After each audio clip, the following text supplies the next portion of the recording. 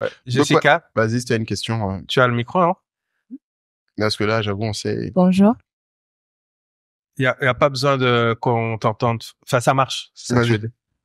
Oui, alors moi c'est Jessica Evundou, je suis entrepreneur dans la mode et le marketing digital, maman d'une petite fille de 6 ans. Je sais que vous avez déjà un petit peu dépassé le sujet tout à l'heure en parlant des corrections et des violences que les enfants peuvent recevoir des parents. Mais il y a quelque chose que vous n'avez pas mentionné, j'aurais voulu vous demander, c'est la violence verbale en fait, parce que ça aussi, ça a un impact hyper important. Les mots qu'on utilise, le ton, le discours, etc. J'aurais voulu un peu savoir ce que vous en pensez. Voilà. Mais ce serait intéressant. Ça, c'est quoi? C'est une très bonne question.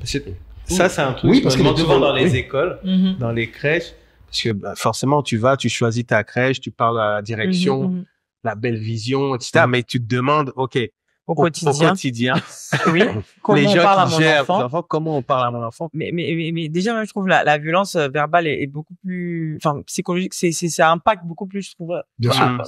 C'est pire, même, j'ai l'impression, parce que ça reste. C'est plus insidieux. C'est plus insidieux. Ça a un impact. Ça dépend des mots. Ça peut être dur, hein? C'est très frontal. Il y a des choses Le pire, c'est quand les parents qui insultent les enfants. Et parfois, la communication verbale, c'est ne rien dire. Oui. Pour rejoindre un peu ce que tu disais tout à l'heure, c'est la violence aussi, c'est que des fois, le fait d'avoir Ouais, mais ça, non, moi j'ai puni mon fils comme ça, hein. Ah non, j'ai fait ça, ça lui a fallu, ça, il a eu le goût, hein. Qui va être interprété On va plutôt. aux paroles que tu vas dire, qui vont être gravées, qui peuvent rester. réutilisées. Voilà. Non, le silence fait mal. Tu sais, mon fils est parti. Il est parti à Paris sans me dire. Il a quitté les États-Unis. Je ne savais pas qu'il était parti à Paris. Il avait le goût. Ah, mais forcément. Comme d'habitude, Comme toujours. il y a toujours quelqu'un qui va me dire. On l'a vu. Ton fils, j'ai vu ton fils à Paris sur les Champs-Élysées. J'ai dit, mon fils, il a bien mis. Il me dit non. Et puis, il m'envoie une vidéo. Je lui envoie. Le s'il va sur les champs. Tu sais ce que j'ai fait? Je l'ai bloqué pendant 3 semaines. Ma mère était à Paris avec lui. Ma mère a demandé pardon. Tout le monde a demandé pardon. Je l'ai bloqué, je n'ai pas fait de Non, mais il y a quelqu'un avec lui, c'est bien. Ça va aller. Oui, bon, ça va. Il a même pleuré. Non, mais c'est une punition, il comprend. Ouais, il C'est une comprend. punition parce que tu ne peux pas traverser l'Atlantique Et ne pas me dire. et ne pas me dire. Tu es d'accord avec moi? C'est pas normal. Donc quand je t'ai bloqué là, demain encore tu vas faire. C'est fini. Mais le gourmet de ça qu'il a eu, lui-même m'a dit qu'il a eu gourmet. Mais c'est important. Non, Il n'y a pas que les gouttes peuvent donner gourmet, c'est important. Ouais. Oui, pour revenir à ce qu'elle, c'est important de trouver les bons mots. Même un simple, quand on dit, oh, tu es bête, oh, tu es pas intelligent, Faut pas dire ça aux enfants. ou au niveau des notes, oh, regarde même comparé, on parlait des frères et sœurs, regarde tes notes comparées à ton frère ou à ta sœur, mais toi, tu es nul. Il y a des mots, franchement, il faut arrêter, il faut bannir, parce que ça reste, et l'enfant va se persuader que finalement, oui, il est nul, oui, il est bête, oui, il va pas avancer, et puis il va rester dans ce comportement. Mais en fait, je pense que les mots les plus graves, c'est même pas le mot, c'est de qui ça vient. Oui, mais si ton père ou ta mère... Tes parents, ce sont des références. Si quelqu'un à l'extérieur, parce que le pire, c'est que parfois les enfants entendent des choses à l'extérieur qu'ils viennent te dire. Exactement. Qu'on leur a dit. Ça, c'est le plus souvent. Et si tu valides ça, c'est chaud. Ça, c'est terrible, c'est terrible. Et par pour contre, le self-esteem, on a grandi, tu sais, la violence tout à l'heure. On est très violent dans nos cultures. Non, verbalement. On a grandi dans la violence. Dans la violence verbale. Et dans les comparaisons. Les insultes, et même quand c'est pas en ta direction, c'est en direction de quelqu'un d'autre dans la famille. On grandit dans ça. C'est ce que je voulais dire, c'est que souvent quand on parle de communication verbale, on pense de quand tu parles à l'enfant. Mais en fait, lui, il t'écoute même quand tu parles à quelqu'un d'autre. Donc quand il y a ta cousine qui vient te voir et puis tu dis comment il va le petit? Oui, ça va. Bon, il est un peu timide, mais il t'entend en fait. Bien sûr. Alors qu'en fait, il n'est pas comme ça. Voilà, alors qu'il n'est pas comme ça. C'est bien que c'est vrai, c'est vrai. Oh, le grand toujours aussi turbulent, etc. Ouais. Donc, ils entendent et donc ils se disent ah ok, c'est comme ça que je suis. Exactement. Mais c'est pour ça que c'est important soi-même de ne pas croire ça. Exactement. Pour pas avoir à le dire. Tu ne fais pas semblant quand tu dis ça. C'est qu'il faut vraiment toi-même être convaincu. Que la difficulté qu'il a ne le définit pas. Ça peut être lié à une phase de sa vie, ça peut être lié. Et si tu veux utiliser de tels mots, laisse-y conscrire. Oui. Dans le sens où, peut-être en ce moment, s'il passe par sa puberté, donc forcément, il y a des challenges, ainsi de suite. Mais vraiment, le circonscrire pour pas que ce soit quelque chose qui le définit. Parce que, bien souvent, les traits de caractère que l'on peut avoir malheureusement, on peut les garder à vie, même si la personne a changé. Moi, j'ai toujours entendu ma grand-mère, et ça, par exemple, c'est quelque chose qui m'a beaucoup marqué. J'ai toujours entendu ma grand-mère dire de ma mère que c'est quelqu'un qui ne supporte pas la douleur. C'est-à-dire que... on a gardé ça, ouais. Oui. C'est-à-dire que... non, mais tu vois, pourquoi ça a été préjudiciable pour moi. C'est-à-dire que ça a été... En fait, ma grand-mère faisait en mode de toutes les façons, toi, dès que tu as le moindre truc, tu te plains. Donc, en gros, pas ma mère, c'est une femme battante, tout ce que tu veux. Mais ma grand-mère avait tout le temps l'habitude de lui dire, notamment quand elle était malade, oh, ben oui, là, de toute façon, elle, dès qu'elle a un petit truc. Mais ça, je pense qu'elle le tenait de l'enfance. C'est-à-dire du fait que ma mère était peut-être très capricieuse quand elle était petite. À ce moment-là. À ce moment-là. Mais elle a gardé cette image-là. Mais pourquoi est-ce que moi je dis que c'était très important? Parce que ma mère est décédée d'un cancer. Wow. Et quand ma mère avait un cancer, mine de rien, quand elle me parlait de cette douleur, je disais, oh non. Toi aussi? Ouais. Parce que tu avais entendu. Mais la grand-mère. Ta mère est comme ça. J'ai entendu. Ta grand-mère dit ça toute sa vie. Dit toute sa vie que ma mère. C'est pas que je ne savais pas qu'elle avait mal, mais j'avais tendance à penser que elle exagère peut-être un peu. Ouais, tu as mis ce qu'elle dit, attirer mon attention, ainsi de suite. Mais ça, si tu veux, ça a été très préjudiciable parce que du coup, ma mère était à petit feu et je ne l'ai pas su. Parce que justement, quand elle me disait qu'elle a mal, ainsi de suite, j'avais cette idée de, bon, ça doit être durable, mais elle dit peut-être ça parce qu'elle veut attirer mon attention. Alors qu'en réalité, c'était vraiment quelque chose qui prenait une proportion de plus en plus grave. Et puis, arrivé à un certain stade, elle a décidé de ne plus en parler. Bah oui. Peut-être parce que personne ne l'écoute. Peut-être parce qu'elle avait le sentiment qu'on l'écoute. Mais personne ne l'entend et personne ne l'écoute. Donc, elle a décidé de ne plus en parler du tout, elle gère sa douleur, ainsi de suite. Et après coup, quand on m'appelle pour me dire, parce que je devais aller la voir la semaine, on avait établi une sorte de rotation. Et puis, psychologiquement, les médecins nous avaient dit que il lui reste 1 an à vivre. Mais elle est décédée 3 mois après. Moi, le fait qu'on m'ait dit que le médecin, le sacro-saint, a dit, à la blouse blanche, a dit, il reste 1 an, dans mon esprit, on cherchait des traitements, parce que tu as cet espoir de pouvoir qu'on trouve un traitement alternatif. Et on avait donc établi un cycle de rotation pour aller la voir. C'est-à-dire, ma soeur devait y aller 3 semaines, après elle revient, j'y vais. Et pendant le cycle de rotation de ma soeur, et moi, mon cycle venait juste après, un soir, on discutait tous les jours, parce tous les jours, on discutait. Et on a eu une bonne conversation, et le soir même, le lendemain, je reçois un coup de fil de mon beau-frère qui est au pays. Il me dit, si tu veux revoir ta mère vivante, tu dois être ici demain. Je dis, mais de quoi on me parle? On s'est parlé hier. Elle allait plutôt comme d'habitude, quoi. Putain. Et donc, du coup, je prends le vol, le premier vol le lendemain. Et quand j'arrive, elle me voit, elle sourit, elle entre dans le coma, duquel elle ne se ressortira plus. Dès qu'elle t'a vu. Dès qu'elle m'a vu, elle a souri. Chose qu'elle n'avait pas faite depuis les 24 dernières heures. Mais elle a souri, elle était contente. Et après, elle entre dans le coma. De ce coma-là, elle ne sortira plus. Mais c'est après que moi, je me suis toujours dit, mais comment j'ai pas vu ça venir? Parce que je suis quelqu'un de très proche. Du coup, j'étais très, très proche de ma mère. Ouais, bien sûr. Très, très, très proche. On se parlait de tout, absolument tout. Et je me suis demandé, mais comment j'ai pas vu ce truc venir? Parce que je me suis toujours dit, mais j'aurais aimé être là pour l'accompagner, même dans ce moment de douleur. Parce que je me suis souvent dit que mes frères qui étaient avec elle à la maison ont vécu quelque chose que je n'ai pas vécu. Et j'aurais aimé être là, quoi. Être avec elle. Parce que jusqu'au bout, moi, ma mère est morte dans mes bras, quelques semaines après de ce coma-là. Donc, je l'ai vu mourir littéralement. Mais je me suis toujours dit, et après, il y a tous les gens qui vont te dire, non, mais en fait, elle ne t'a pas dit parce qu'elle ne voulait pas que tu la vois dans cet état, ainsi de suite. Mais moi, je sais quand même que cette tendance à penser qu'elle exagérait, mais était ancrée de cette phrase que j'ai toujours entendu ma grand-mère dire d'elle. Donc, pour dire que parfois, ce sont des traits de caractère même que l'on a pris. Parce qu'on aime bien faire ça des enfants. Lui, il est comme ça. Elle est comme ça. Ça, c'est le pire, ouais. Mais moi, j'ai une théorie sur ce que tu viens de dire par rapport à ta mère. Est-ce que quelque part aussi, dans ton inconscient, tu voulais penser que ce n'était pas grave aussi, juste parce que tu voulais te rassurer. Il y a aussi ce côté, c'est pas forcément la guérison. Je voulais parce que tu avais envie qu'elle allait aller bien. Je voulais pas qu'elle allait guérir. Moi, c'est plutôt ça que je vois. C'est plutôt ce côté-là que je vois. Et ça m'a fait un gros préjudice parce que il y a des conversations qu'on n'a jamais eues. Parce que tu n'as jamais dit que c'était... Parce que je n'ai jamais acté le fait que... Parce que même quand je vais voir le médecin et que le médecin me dit, pour le coup, parce que le médecin, du coup, il parle en anglais, quand il me dit qu'il lui reste 1 an, elle, à côté de moi, elle n'entend pas. Ah oui. Elle comprend pas ce que le médecin dit. Parce qu'il parle en anglais. Donc, oui, effectivement, il parlait un peu vite. Donc, quand on sort de là, je lui dis, non, il a juste dit qu'il faut qu'on regarde tes examens. Mais moi, j'ai eu un fois à ce moment-là, que le gars, il dit que d'après les résultats qu'il vient de voir, Mais après ça, on va essayer de faire plein de choses. Donc, moi, j'ai toujours été dans l'idée de, elle peut guérir. Elle peut guérir. Moi, je pense que c'est plutôt ça qui a conditionné justement, aussi. et parce que j'étais dans le elle peut guérir, même certaines conversations, j'ai pas voulu avoir ça avec elle. Or, ça a peut-être créé aussi le fait que on ne se prépare pas au fait qu'elle parte. T'étais pas préparé. Parce que quand quelqu'un admet qu'il va partir, c'est très différent. Mais les conversations qu'il a, les choses qu'il dit, les recommandations qu'il fait, c'est pas la même chose. C'est plus la même chose. Et ça, c'est dommage parce que j'ai jamais eu ce genre de conversation avec elle. Et est-ce qu'on peut te demander... j'ai de grands vides dans ma tête de certains épisodes. Voilà, c'est ce que je voulais demander. Est-ce qu'on peut te demander quel type de conversation quand tu dis... Par rapport à des choses dans la famille. Ah, ok. Par l'enfance, des choses. Par rapport à des choses dans la famille, des rapports avec telle personne, des choses de l'enfance, des situations qu'elle a peut-être vécues, sur lesquelles elle a toujours senti qu'elle n'était pas à l'aise sur un certain de temps, parler. Parce qu'il y a des sujets que tu sens que tes parents, c'est un peu tabou, ce truc-là.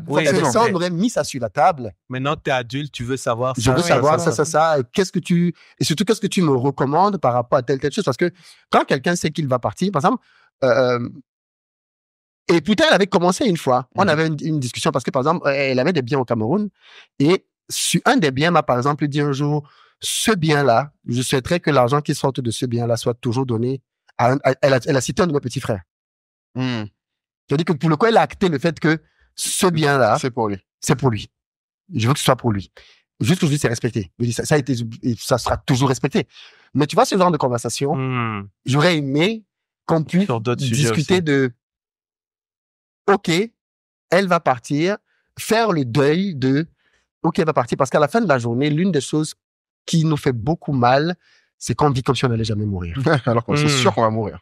Alors qu'on sait qu'on va mourir. C'est une certitude. La seule certitude, c'est à faire. Voilà. On ne s'y prépare pas et on n'a pas les bonnes conversations. Parce que je pense que quelqu'un qui va partir, qui sait qu'il va partir, peut dire des choses qu'il n'aurait peut-être pas dites auparavant, peut réparer des situations qu'il n'aurait pas. Je veux dire, même elle-même, quoi. Si je lui avais dit, et parfois je me dis, mais j'aurais peut-être dû lui dire qu'il reste un an. Oui, mais tu l'as pas fait, il faut pas t'en vouloir. Non, je ne culpabilise pas. Mais par contre, j'aurais peut-être pu lui dire, le médecin a dit qu'il te reste un an. Voilà. Mais tu vois, et ça, je me dis encore, est-ce que c'est pas cette histoire de... Elle va aller bien. Est-ce qu'elle va tenir le coup? Est-ce qu'elle va tenir? En fait, tu voulais la protéger. Tu t'accroches à ce que alors tu qu'il y a d'autres personnes dans ma famille qui, s'ils apprennent, si j'apprends ça d'eux, je vais leur dire. Tu t'as confiance. On m'a dit qu'il te reste un an. Ouais. Mais tu sais, qu'est-ce qu'on fait de cette info? Le plus important, c'est que déjà, tu le dises aujourd'hui. Que tu puisses en parler. Oui, parce que j'ai guéri de ça. Tu te rends compte qu'il y a sûrement quelqu'un qui nous écoutera, qui est en fait dans une situation similaire ou à qui ça arrivera. Ouais. Parce que la seule certitude quand on a une famille, c'est qu'à un moment, les membres vont en mourir. L'autre certitude, c'est que tu as intérêt à faire le maximum avant. Donc, ce que tu viens de dire là, je pense qu'il y a énormément de gens qui ont besoin de se rappeler que les gens là qui prennent pour acquis. Moi, je sais que par exemple, esquiver les appels de ma mère, c'est un sport national personnellement que je pratique bien, mais je te la rappelle toujours. Ah oui, moi aussi. Parce qu'en fait, il y a un truc qui, comme tu dis, qui est là, c'est que il y a des trucs que tu laisses et que tu as tendance à oublier. Parce que tu te dis... Prends ça pour acquis. Et surtout, ce que tu disais sur la violence verbale, je pense que le plus violent verbalement qu'on puisse faire à quelqu'un, c'est lui mettre une étiquette. Moi, personnellement, je pense qu'on en parle jamais assez. Je sais que moi, alors au Mali, entre le toubab, en fait, et c'est ce que, tu vois, par exemple, Khalid m'a toujours demandé, mais pourquoi tu penses que t'es bizarre? Parce que c'est le mot systématiquement que les gens disent en me rencontrant depuis que je suis né. En fait, oui, ce qui est frappant quand là, il se définit comme quelqu'un de bizarre. Parce que c'est ce que les gens lui ont mis dans la tête. Depuis que je suis né. Non, mais c'est parce que quand j'entends aussi ce qu'il a dit tout à l'heure, je pense qu'il ne correspond pas à ce que l'on a pu de voir au Mali. Clairement. Quand il te dit, par exemple, qu'il a grandi en exprimant constamment ses émotions, il sort du lot. Non, c'est pas... Il sort du lot. Et surtout, un autre truc non, qu'il mais faut c'est le mot bizarre. C'est le mot bizarre. En fait, je reprends le mot. En fait, c'est terrible, c'est que, voilà, ma chance, c'est que ma mère, pour répondre à ta question, cette violence-là, ma chance, c'est que assez vite, j'en ai parlé avec ma mère. Et je lui disais, mais pourquoi je suis pas comme les autres? Parce que je lui disais, mais en fait, je comprends pas. J'ai l'impression que c'est bien de pas être comme les autres. Ma chance que j'ai eue, c'est que ma mère, alors, c'est un inconvénient, elle m'a dit, oui, t'es différent parce que t'es spécial. Et ça m'a façonné. Alors, tous ceux qui me connaissent savent que c'est un truc qui me façonne profondément. Bon, après, j'ai découvert plus tard que ça m'a créé d'autres problèmes parce que du coup, je ne pouvais pas accepter de faire les choses comme les autres parce que c'était mon essence d'être spécial. Donc, t'as toute chose, chaque étiquette que tu mets à quelqu'un a un avantage et un coût. Le pire, c'est quand c'est une étiquette négative. Alors là, il y a zéro gain. Mais en fait, je pense qu'on se rend pas compte. Je sais pas si vous le faites pas, mais j'ai pris conscience de ça quand je me suis rendu compte que quand vous revoyez des gens que vous n'avez pas vus depuis longtemps, Et que tu leur redis ce que tu penses. Moi, j'ai vraiment ça. C'est-à-dire que tu as perdu des camarades de classe. Comme j'ai dit, je suis un garçon très turbulent. Je n'ai rien à voir, je dis, le gars que j'étais avant. Il n'y a vraiment rien du tout quand j'étais petit. Et que quand il te voit, il te redéfinit par rapport aux camarades de classe qu'il a eu en troisième. Exactement. Et puis, des fois, il cherche. Ouais, on fait ça. Ça y est que, tu es encore, tu es toujours. Des fois, ils disent, je te reconnais bien cette, tu es comme ça. Tu cherches le petit truc. Alors qu'en fait, tu es devenu quelqu'un de complètement différent. Et ça m'a fait comprendre que, mais, en fait, et ça m'a fait, c'est une vraie leçon. L'image que les gens ont de toi aujourd'hui est l'image qu'ils garderont de toi. C'est très dur à changer. Quasiment toute leur vie, sauf s'ils te côtoient pendant longtemps et qu'ils voient l'évolution, ils vivent l'évolution. Sinon, dans leur esprit, quand ils te verront 30 ans plus tard, lui, c'est un nonchalant. Voilà. Elle, c'est une ceci. Mais attention. Et ils gardent ça d'un moment où vous avez vécu et tu étais peut-être comme ça à ce moment-là. Mais t'as raison. Mais après, attention, juste pour les parents, je vais quand même insister. Ça, c'est les gens normaux. Donc, ce que tu as posé comme question de la violence verbale, pour moi, celle des parents est juste amplifiée par ton rôle. Tout ce que tu diras sera amplifié à ton enfant en bien, en mal. Encore pire en mal, bien sûr. Parce qu'en plus, tout ce que tu lis sur la parentalité montre qu'un enfant, dans tous les cas, son mécanisme de gestion jusqu'à, je crois, 15 ans, c'est de se blâmer. Quand quelque chose va mal, il ne va pas te blâmer toi. En fait, un enfant ne sait pas faire autre chose que dire c'est ma faute. Oui, tout à fait. Mais c'est juste que, en fait, il n'y a que deux façons pour eux de fonctionner. En fait, ou le monde est horrible et méchant et moi je suis pas gentil, juste. ou le monde est gentil et c'est moi qui suis mauvais. Et même quand ils te diront que le monde est méchant, quand ils vont après repartir, la plupart du temps, un enfant va d'abord se dire bon, j'ai quand même été comme ça, et il va chercher des choses qui justifient que peut-être il a tort. Mais c'est ce qui se passe quand les parents se séparent. Les parents souvent se mettent. Et ils se disent c'est ma faute, et on doit leur expliquer que non, c'est pas ta faute, c'est on t'aime. Moi, je pleurais jusqu'à l'âge de 7 ans tous les jours parce que je me disais que mon père est mort à cause de moi. Ton père est mort à cause de toi. Tu es enfant, tu sais ça. Exactement. C'est ça qui est terrible, tu vois, je peux te dire. Peut-être parce que c'est pour ça que c'est super important. Moi, je pense que pour le coup, je n'ai pas le souvenir que j'ai déjà dit un propos. Parce que ça, pour le coup, je pense que j'ai conscience de ça très tôt. J'ai pas le souvenir que j'ai déjà été dévalorisant dans mon langage avec un de mes enfants. Jamais. Ouais. Parce que justement, ils le font eux-mêmes déjà. C'est ça. Exactement. Entre eux, à l'école. Voilà, lui-même, il va te dire, non, je ne suis pas intelligent. Ouais. C'est vrai. Lui-même, ils vont faire beaucoup de machines. Ouais. Et justement, si tu dois vraiment, pour le coup, te tenir de l'autre côté, quoi. Tu es très intelligent, tu es très, parce que il s'alimente de ça. Et comme tu dis, quand ça vient du parent, c'est même pas x2, c'est peut-être x10. Oui. Et je vais être juste très précis sur la violence verbale. Un autre truc sur les enfants, il y a le self-blame, mais l'autre truc qu'il faut croire, parce que Philippe a dit un truc qui est important sur les compliments. Un autre problème, c'est que les enfants ne vont jamais, parce que Kaya a parlé tout à l'heure, un objectif, c'est de créer un enfant qui a de la confiance. La confiance ne vient pas des compliments. Tout à fait. C'est pareil pour un adulte. Ça vient pas des compliments. Ça vient des compétences. Tout à fait. Donc, il faut que les gens comprennent. L'exemple le plus concret pour moi, c'est que ce qui m'a fait passer dans ma tête de je suis bizarre à je suis spécial, c'est pas parce que ma mère m'a dit que je suis spécial. C'est parce qu'elle m'a assis pour me dire, si j'étais pas spécial, tu pourrais pas faire ça. Exactement. Et en fait, elle me prenait les choses que je faisais. Et elle me disait, ça, tu le fais, personne ne le fait. C'est pour ça que, et te disent, qu'est-ce qu'ils peuvent voir d'autre que de dire que tu es bizarre? Parce que tu le fais, ils n'arrivent pas à le faire. Et c'est là que la parentalité, soi-disant, enfin, pas parentalité positive, mais l'extrême occidental peut souvent se présenter. C'est qu'on alimente les gens. Oui, voilà. Il fait un positivisme qui ne se traduit par aucune action et rien de tangible. Là. Non, mais d'ailleurs, maintenant, sur les réseaux, vous allez trouver des vidéos où on dit, tu sais, il y a le truc où il faut complimenter l'enfant quand il fait quelque chose de bien. Donc, tout le monde est parti là-dessus pendant des années, etc. Puis après, il y a une autre vidéo, l'expert revient et te dit, mais en fait, il faut pas trop le complimenter, sinon il va être dépendant de il va attendre la validation. Les parents, mais non, ça dit, mais c'est comme, tu vois, Gary Vee, pour ne pas le citer, parce qu'on est quand même obligé, c'est notre Saint-Père ici, il a quand même dit que l'une des choses qu'il disait le plus, c'est les trophées de 4e place. C'est un peu le même effet. C'est-à-dire que les gens vont récompenser tous les efforts, même ceux qui n'ont pas abouti à la victoire. Et ça, c'est dangereux. En fait, et ça, c'est l'équivalent du parenting. C'est l'opposé. Ok, tu as la violence verbale, mais après, tu as l'excès de compliments. Parce que mais ça, c'est pas trop chez nous ici. Non, alors. On est d'accord. En proportion. Mais, il faut parler quand même. Mais attention. Moi, je dis que c'est moins souvent. Tu es trop bon. Tu es plus bon que qui? Non. Tu viens même avec tes bonnes notes, on dit que tu pouvais mieux faire. Ça, j'ai vécu ça. En fait, je dis ça parce que notre public, malheureusement ou heureusement sur SOA, est par définition quelqu'un qui écoute ce podcast est souvent de l'autre côté. Oui. De l'autre côté, on vivait de l'autre côté, non, on amène les notes là. Oui. Mais à la maison, c'était la ce que je veux dire, c'est que ce que tu dit tout à l'heure, c'est que le mécanisme des gens qui ont été dépourvus de mots d'affection est de surcompenser. Non, ça va. Et le danger des gens qui vont nous écouter, parce que je le dirais pas à tout le monde. Si je suis dans la street, c'est pour ça que je parle pas aux gens dans la street d'ailleurs, je trouve que c'est très bizarre et ennuyant. Mais le truc, c'est que quelqu'un qui fait attention à la violence verbale ne doit pas se réfugier dans les compliments. Les hommes pensent que leur rôle, c'est juste un rôle financier. Donc quand l'enfant pleure, tu entends ça que Rosine, l'enfant la pleure. Consommez moins que ce que vous dépensez. Parce que quand on n'est pas bien, nos enfants ne sont pas bien. Tu peux te comparer à nos moments du village. J'allais au champ, non? J'ai l'impression que le ciel m'a fabriqué un espèce d'ange. La grossesse a été horrible. Je lui ai dit un truc tout simplement, elle s'est arrêtée, elle m'a giflé. Quand je dis j'ai 5 enfants et qu'ils en voient 2, ils vont me dire mais alors qu'est-ce qui s'est passé? Je pense pas qu'aux hommes on demande tu as mis ton fils où. Peu importe ce que le malade vous dit, votre proche veut être accompagné.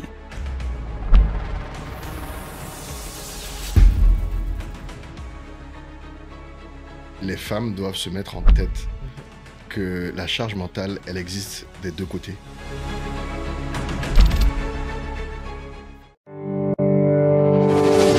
C'est le pire des mécanismes. En fait, ce que je veux dire, c'est que c'est toxique. C'est toxicité. En fait, c'est toxique. Hein. En fait, la meilleure solution que moi j'essaie de dire toujours, et bon, c'est ma guideline dans tous les cas pour moi, ce qui concerne la parentalité, que ce soit mon enfant, et j'espère que je peux le faire à tous, c'est que ne fais avec ton enfant que ce que tu ferais avec un adulte.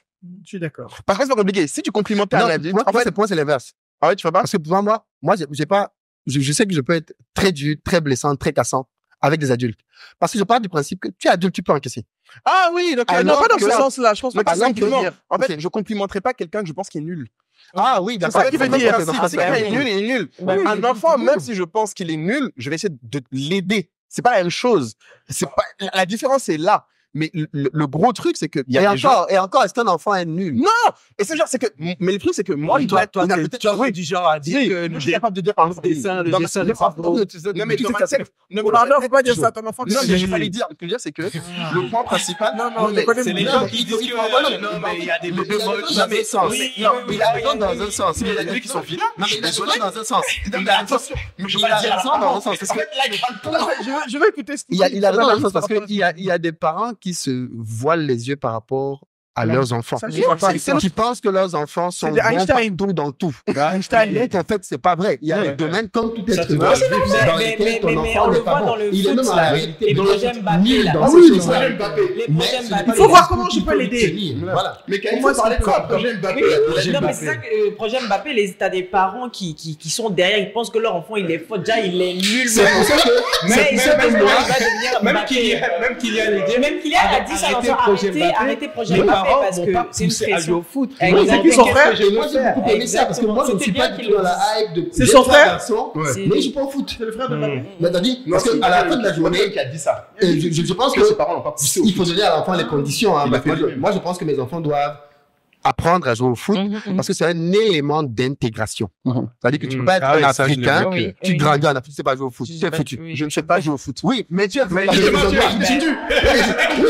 moi non plus, je sais pas jouer au foot. Du coup, j'ai pris le basket. Je sais pas jouer au foot non plus. Moi, j'ai pris le basket. En fait, j'ai pris le basket. Et la ligue, tu joues au foot? L'alternative, si tu ne sais pas jouer au foot, tu apprends à jouer à FIFA. Par exemple, il faut avoir les éléments qui font que quand tu es dans un milieu avec d'autres garçons, tu ne te sens pas lésé parce que tu ne sais pas nager, tu peux pas aller à la plage, par exemple, à la plage, si tu parles de nager, c'est encore un autre débat. Oui, mais ici, moi, Philippe, je suis un peu mitigé sur ce que tu dis parce que tu es en train de dire qu'il faut que l'enfant soit comme tout le monde parce que non, il y a certains trucs. Je dis que dans le cadre de son intégration, il y a certains trucs qu'il doit savoir. Il est important qu'il sache, par exemple, nager, qu'il sache, par exemple, pratiquer un sport ou une activité qui est commune dans son environnement. Si tu es ivoirien, tu ne peux pas être susceptible, par exemple. Mais non, tu ne peux pas. Si tu es susceptible, tu es mort. Justement. Et il faut que tu aies vécu ça. Mais, par exemple, pour ce qui est des sports et la pression qu'on peut mettre sur les enfants, bon, après, ça, c'est peut-être parce que je fais du business, mais je sais qu'il y a bien mieux que le foot, quoi. Pour gagner de l'argent, pour tout ce que tu veux, il y a bien mieux que le foot. Il y a beaucoup de gens qui n'ont que ça. Oui. Non, mais Malheureusement. Comme potentialité à assumer. C'est peut-être faux. Hein. Mais l'enfant ne pense pas tout de suite à l'argent quand il mais pense le parent aussi. Oui, le parent aussi. Donc ça crée un cadre de mindset. Moi, je me suis posé des questions. Dans le cadre du foot aujourd'hui, le foot moderne, en tout cas, veut qu'un enfant, à un certain âge, aille dans une académie. De 13 à 16 ans ou 17 ans. Ça me dit qu'il va vivre pendant 3-4 ans loin de ses parents. Moi, je suis pas d'accord avec ça. Moi, je suis pas prêt. Moi, mon cousin, il a le fils de ma mère. Mais c'est vrai qu'il veut faire du foot pro et tout. J'ai dit, attends d'abord, on n'est pas arrivé là-bas. On l'a envoyé en académie à Lille par force parce qu'il était bon au foot. Ma tante, elle décidé. Bon, et maintenant, il a lui-même une académie à Barcelone. Et en plus de 13 à 16 ans, excusez-moi, mais c'est fondamental. Vous allez dans une école de foot avec quels autres enfants? Mais c'est là qu'en plus, ils sont construits, hein, 13 à 16. C'est beaucoup d'enfants de cité qui fument, je veux dire, il faut être conscient des réalités, quoi. La plupart des personnes qui réussissent dans le foot, on a une bonne académie, nous, c'est pas des à Barcelone.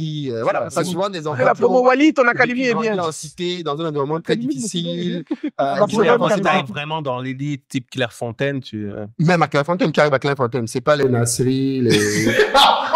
Vu le résultat. Non, mais, on a une académie, nous, à Barcelone, qui est très bien. Ils ne traînent pas avec des footeux. Tu vois, son point, la barrière. Non, moi, je veux que mon enfant excelle dans ce pourquoi il est bon. OK. Voilà, moi, c'est ça. De la menuiserie, de l'entrepreneuriat, du foot, peu importe ce que c'est. Mais je ne sacrifierai pas son éducation au profit d'une carrière. Au profit d'une carrière, bien sûr. Amen. Surtout une carrière qu'il n'a pas demandé. Enfin, si c'est pour ça a été quand même différent. Tu en dépris. Je dis ça parce que moi, quand j'étais petit, par exemple, j'ai joué au foot. Il y a une période, parce que le foot a connu deux phases. Il y a une phase dans laquelle on considérait les footeux comme étant des gens illettrés. Mais moi, par exemple, quand j'étais un peu plus jeune, mes parents ont voulu m'inscrire dans l'école de foot qui a, par exemple, formé Samuel Eto'o. Et je me rappelle qu'à l'époque, ma mère avait dit, je ne veux pas que mon fils aille là-dedans parce que c'est les histoires des illettrés. Moi, je veux que mon fils soit ingénieur. Hop là, sans transition. Ingénieur, docteur, oui, mais ce truc-là m'a sauvé. Parce que ce qu'on dit, parce que 99% des enfants qui entrent là-dedans ne terminent pas footeux. Ouais. Et quand ils ne terminent pas footeux, ils ne terminent pas forcément. Il n'y a pas trois Samuel Eto'o. Ils ne terminent pas grand-chose. Voilà. En fait, parce qu'ils n'ont pas fait, c'est autre chose en passe. Oui, mais il n'y a qu'un Samuel Eto'o. Les parents sont un peu plus conscients maintenant. Et il y a vraiment, même dans les académies, l'aspect scolaire est beaucoup plus renforcé qu'il y a 15-20 ans, quoi. Maintenant, on parlait de France. Est-ce que, parce qu'il y a pas mal de gens qui nous suivent aussi qui sont à diaspora, est-ce que vous direz que les enjeux sont différents sur l'éducation quand on est éduqué en France? Mais justement. De temps à quand, tu dis? C'est ce que j'ai dit, j'allais à l'école primaire de la rue de Morillon dans le 15e. Et je rentrais à la maison. Par exemple, en Afrique, tu rentrais à Bamako? Je rentrais à Dakar ou à Bamako? Je rentrais chez une femme peule. Je me rappelais que je suis son seul enfant. Je ne peux pas être impoli, que mon père est mort et que je dois être mieux que tout le monde parce que on ne doit pas se moquer d'elle à cause de moi. C'est mon moment, désolé, mais c'est la vérité. C'est costaud. Tu vois, c'est quand même lourd. Donc, tu as ce passif-là où tu te dis, tu ne peux pas tu dois échouer dans rien, en fait. Ça aussi, c'est une pression. C'est une pression. C'est une pression énorme. Et tu as 5, 6, 7 ans. Tu vas à l'école primaire du coin de la rue, voilà. Et quand tu rentres, c'est les standards. Du 15e, tu vas à l'école de la rue. Non, enfin, quand je dis coin de la rue, j'étais quand même à l'école primaire publique, mais c'est pas grave. Oui, mais bonne école, oui, rue des Morillons, c'était une bonne école. Depuis du 15e, depuis jusqu'à 13. Oui, bien sûr. Depuis que tu as parlé avec ma mère, là, c'est devenu ta copine. À l'époque, il n'y avait pas la fameuse théorie du genre, parce qu'aujourd'hui, je rencontre beaucoup de gens qui s'inquiètent, qui reviennent même ici. Quand tu leur demandes pourquoi tu es revenu, tu sais, en ce moment. Non, on n'avait pas ce genre de problème. Mais le problème, c'était quand on me faisait les nattes, les nattes que les mamans africaines aiment faire, là. Là. Tu arrives à l'école, tout le monde se moque de toi. C'est pas facile, hein. Mais ça, c'est un vrai sujet, d'ailleurs. Non, c'est un sujet. Est-ce que vous pouvez expliquer, Delali ou Philippe, je pense, la théorie du genre à ceux qui ne savent pas, parce que vous en parlez comme si tout le monde sait ce que c'est. Est-ce qu'il faut expliquer ça? Non, mais parce que c'est une théorie. C'est une théorie. Ça porte son nom, c'est une théorie. Qui est d'ailleurs controversée parce qu'elle ne fait pas du tout l'unanimité. Bien sûr. Et qui dit que, en gros, un être humain peut naître dans un corps qui n'est pas le sien. Et il lui appartient de déterminer son genre sexuel. Même s'il est enfant. C'est même quand il est enfant qu'il doit le déterminer. Oui, c'est ça le point principal pour eux. Parce qu'il faut qu'il sache très vite qu'il est en réalité une petite fille dans un corps de garçon. Et comme ça, à partir de ce moment-là, il va pouvoir être traité parce que c'est quelque chose qui est malheureusement médicamenteux. Oui, c'est suivi après d'action. Puisque tu n'as pas le bon corps, on va te suivre psychologiquement et médicalement pour que tu ressembles en réalité à la personne qui est enfouie en toi. Pardon. Et ça entraîne le fait qu'aujourd'hui, c'est pour ça que j'ai fait une série de vidéos sur le wokisme. L'un des pays en avant sur ce domaine-là, c'est le Canada. Ouais. Et moi, j'ai vu des amis au Canada, par exemple, qui sont multimillionnaires et qui me disaient, ce pays est génial dans tout, mais on pense à partir à cause de nos enfants. Parce qu'on apprend non seulement à nos enfants des théories du genre à l'école, mais on leur apprend aussi qu'il ne faut pas juger. Donc, quand je veux parler à ma fille de 8 ans, pour lui faire comprendre que oui, mais en fait, elle me dit, maman, il faut pas juger. n'a qu'à venir à Abidjan un peu. On encadre l'enfant. C'est pour ça qu'en fait, toute cette idéologie-là, ils se sont battus pour ramener cette question à l'école parce qu'ils ont compris que les adultes sont perdus. On ne peut pas convaincre un adulte de ce qu'il n'a pas le bon sexe. Par contre, si on commence à dire ce genre de choses aux enfants, on va faire grandir une génération de personnes. Et c'est un point central parce que je pense que ça a été même au cœur de l'élection américaine. Oui. C'est une des choses qui a fait que Trump. Kamala Harris, elle est à fond woke. Et pourtant, t'en as fait le woke dans 2 jours, là. Il faut que tu dises ça. Ton anti-wokisme. Non, Philippe, c'est un conservateur, elle a toujours dit. Moi, je suis conservateur. Je sais. C'est normal. En tant que conservateur, on ne peut pas Africains, même par essence, on est conservateurs. Oui, parce qu'il y a des choses qui nous dépassent quand même notre entendement culturel. Et ça, c'est un gros problème qu'on a quand on va s'intégrer dans des pays autres. C'est quand, comme on dit souvent, si tu veux faire ça chez toi, fais ça. Mais quand on veut te l'imposer, c'est pour ça que le vote noir et le vote hispanique, par exemple, a beaucoup chaviré côté républicain. Ce qui, habituellement, n'est pas un vote qui va chez les républicains. Ils vont chez les démocrates parce que, ils sont pour l'immigration, ils sont les Mexicains, on va à gauche. Mais cette fois-ci, ils ont voté massivement parce qu'ils ont dit que, Joe, garçon, c'est garçon. Garçon, c'est garçon. Et l'Occident a eu cette manie de toujours savoir imposer au monde sa civilisation, à tel point qu'on a oublié que les Blancs sur la planète, ça représente 8% de la population mondiale. Mais quand tu les entends parler, on a l'impression qu'ils sont 80% et le reste du monde est 20%. Et c'est aussi pour ça que tu peux voir que dans un autre domaine, les BRICS, ça fait plaisir à beaucoup de gens. Parce que ça vient faire comprendre à l'Occident que, mon ami, votre manière de voir le monde, c'est pas la manière unique. Et on veut bien accepter que vous soyez comme ça, mais ne venez pas nous dire que nous, on est différents ou anormaux si on n'est pas comme vous. Parce qu'aujourd'hui, on te dit que si tu ne valides pas le mariage pour tous, tu ne respectes pas les droits de l'homme. Non, et puis surtout, à quel moment tu es rétrograde. C'est pas genre quel moment un continent qui a esclavagisé pendant 400 ans les humains, qui a colonisé, veut venir donner des leçons de droits de l'homme. Mais ils ont toujours fait ça, c'est leur truc, ça. Je sais pas, c'est leur credo. Enfin, Mais même dans les écoles, dans les écoles, ils ont voulu nous imposer. Enfin, à un moment donné, il y a eu un. C'est ce que j'allais dire. Même ici, l'éducation sexuelle. À l'école française. Il y a eu un tollé. Parce que ils ont trop de Oui. Le YEL. On va pas dire il ou elle. Oui. Et puis dans les manuels, même ici. Mais même ici, donc ça et tout. Même avec Canal. Canal avait commencé à distribuer un dessin animé. Oui, je me rappelle de ce dessin animé là. On a fait une pétition. Pétition Netflix aussi. Netflix n'en parle pas. Mais c'est là où les woke sont parvenus à leur idéologie. C'est vouloir imposer. Donc, t'as senti qu'on a essayé de l'imposer. Oui, mais bien sûr qu'ils avaient de l'imposer, mais heureusement, il y a encore une résistance. En tout cas, en Afrique, vraiment, il y a une résistance à ce niveau-là. Mais même en France, moi, j'ai vu des vidéos partout. Oui, même en France, c'est pas des gens qui sont mais on essaye de les faire taire, effectivement. Et ça, c'est très dangereux. Moi, je suis désolée. Nos enfants, ils doivent savoir, voilà, c'est comme ça. On doit pas pouvoir leur imposer des trucs de oui. C'est trop tôt. C'est trop tôt.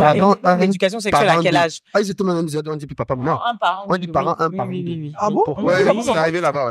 Pas tu blagues, hein? Non, les enfants sont déjà vieux. Le 15e va changer, C'est pour ça que beaucoup de parents reviennent en Afrique et tout, ils reviennent parce que moi, ça fait partie des éléments qui ont fait que. C'est un truc qui t'a plus. Les enfants sont. Mais quand on était en France, quand on était en France, on faisait l'école à la maison. Oui. Ah bon? Les enfants ne sont jamais à l'école en France. Et on faisait l'école à la maison. nous-mêmes, on avait un enseignant qui venait pour leur donner l'instruction à la maison. Et tu écoutes. Les enfants, moi, malgré le fait que j'ai étudié, pour moi, c'était important que les enfants... Mais c'est pas dans sa vidéo. Tu veux quoi là-bas? Non, pour moi, c'était important que les enfants aient l'école à la bouche. Le calcul. La culture générale pour les Non, mais c'est intéressant parce que... J'ai entendu parler de... Je sais plus dans quel pays on a interdit les transitions avant 18 ans maintenant. La Suède. La Suède est obligée. Comment on peut faire des opérations avant 18 ans? Le Canada, on fait à 14 ans. Au Canada, j'ai même fait des vidéos qui étaient sourcées là-dessus. Quand je suis arrivé au Canada, malheureusement, quand j'étais en train de partir, une grosse radio canadienne m'a écrit, me demandait de venir à leur antenne. J'ai dit, c'est dommage, je suis déjà aux États-Unis. Il fallait que tu sois là-bas. J'allais garder le point. Il fallait tout mélanger. Parce qu'en fait, il faut bien qu'ils comprennent.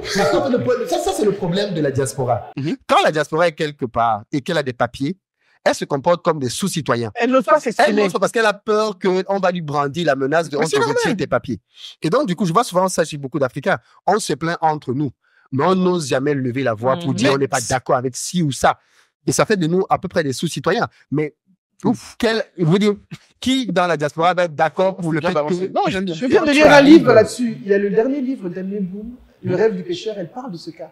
Quelqu'un qui est de la diaspora, mais qui n'ose pas s'exprimer parce qu'il ne veut pas être remarqué par rapport à la société. Oui. Donc tu deviens un sous-citoyen qui ne s'exprime pas. Tout à fait. Et ça... Les gars, les gens en face, ils le savent. Ils appuient. Non, mais ils le savent. Et c'est l'une des raisons. Bon, toi, tu sais, Philippe, l'une des premières fois qu'on s'est rencontrés, c'est un truc, je crois, où la première fois qu'on a eu, c'est ce que j'ai dit. C'est ce qui m'a poussé, moi, depuis le début.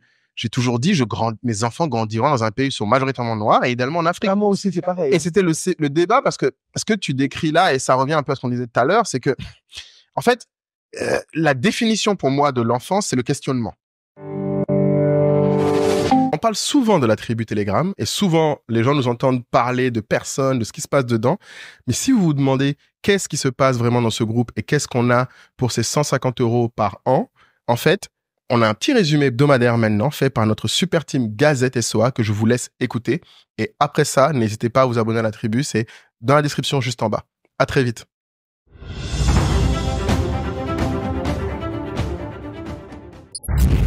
Hello.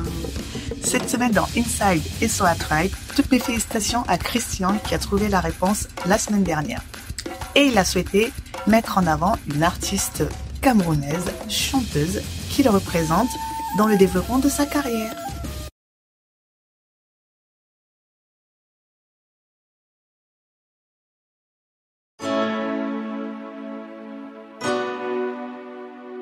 Oh, yeah, yeah, yeah, yeah.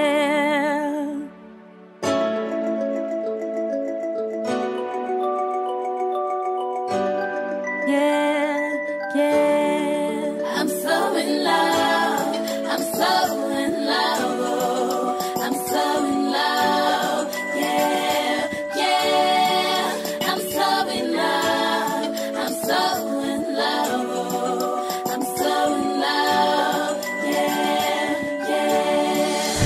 Sinon, dans le podcast, si vous ne l'avez pas remarqué, nous avons atteint la barre des 60 000 abonnés. Bravo! Dans la rubrique Sherry's Carré, plusieurs partages cette semaine. Etonam qui a partagé une vidéo qui questionne sur la fin de location courte durée. Nathalie qui a partagé une vidéo sur la positivité toxique. Et enfin Emmanuel qui nous propose un outil d'intelligence artificielle pour la préparation de ses PowerPoint. Pas de Congo Save Business cette semaine, mais plusieurs actualités de la tribu. Moulay propose un sondage pour savoir de quel type de formation les membres de la tribu aimeraient bénéficier. Isabelle a participé au show d'Icebreaker de Mavi Braille. Linda propose de recevoir une pensée positive chaque jour. Et enfin, Emmanuel, qui sera sur Paris, propose de faire une rencontre. On souhaite la bienvenue à tous les membres qui nous ont rejoints cette semaine. Et enfin, dans les profils de la semaine, je vous laisse découvrir des talents cachés. Et n'oubliez pas, chaque jour, de nouvelles opportunités pour grandir ensemble. À bientôt.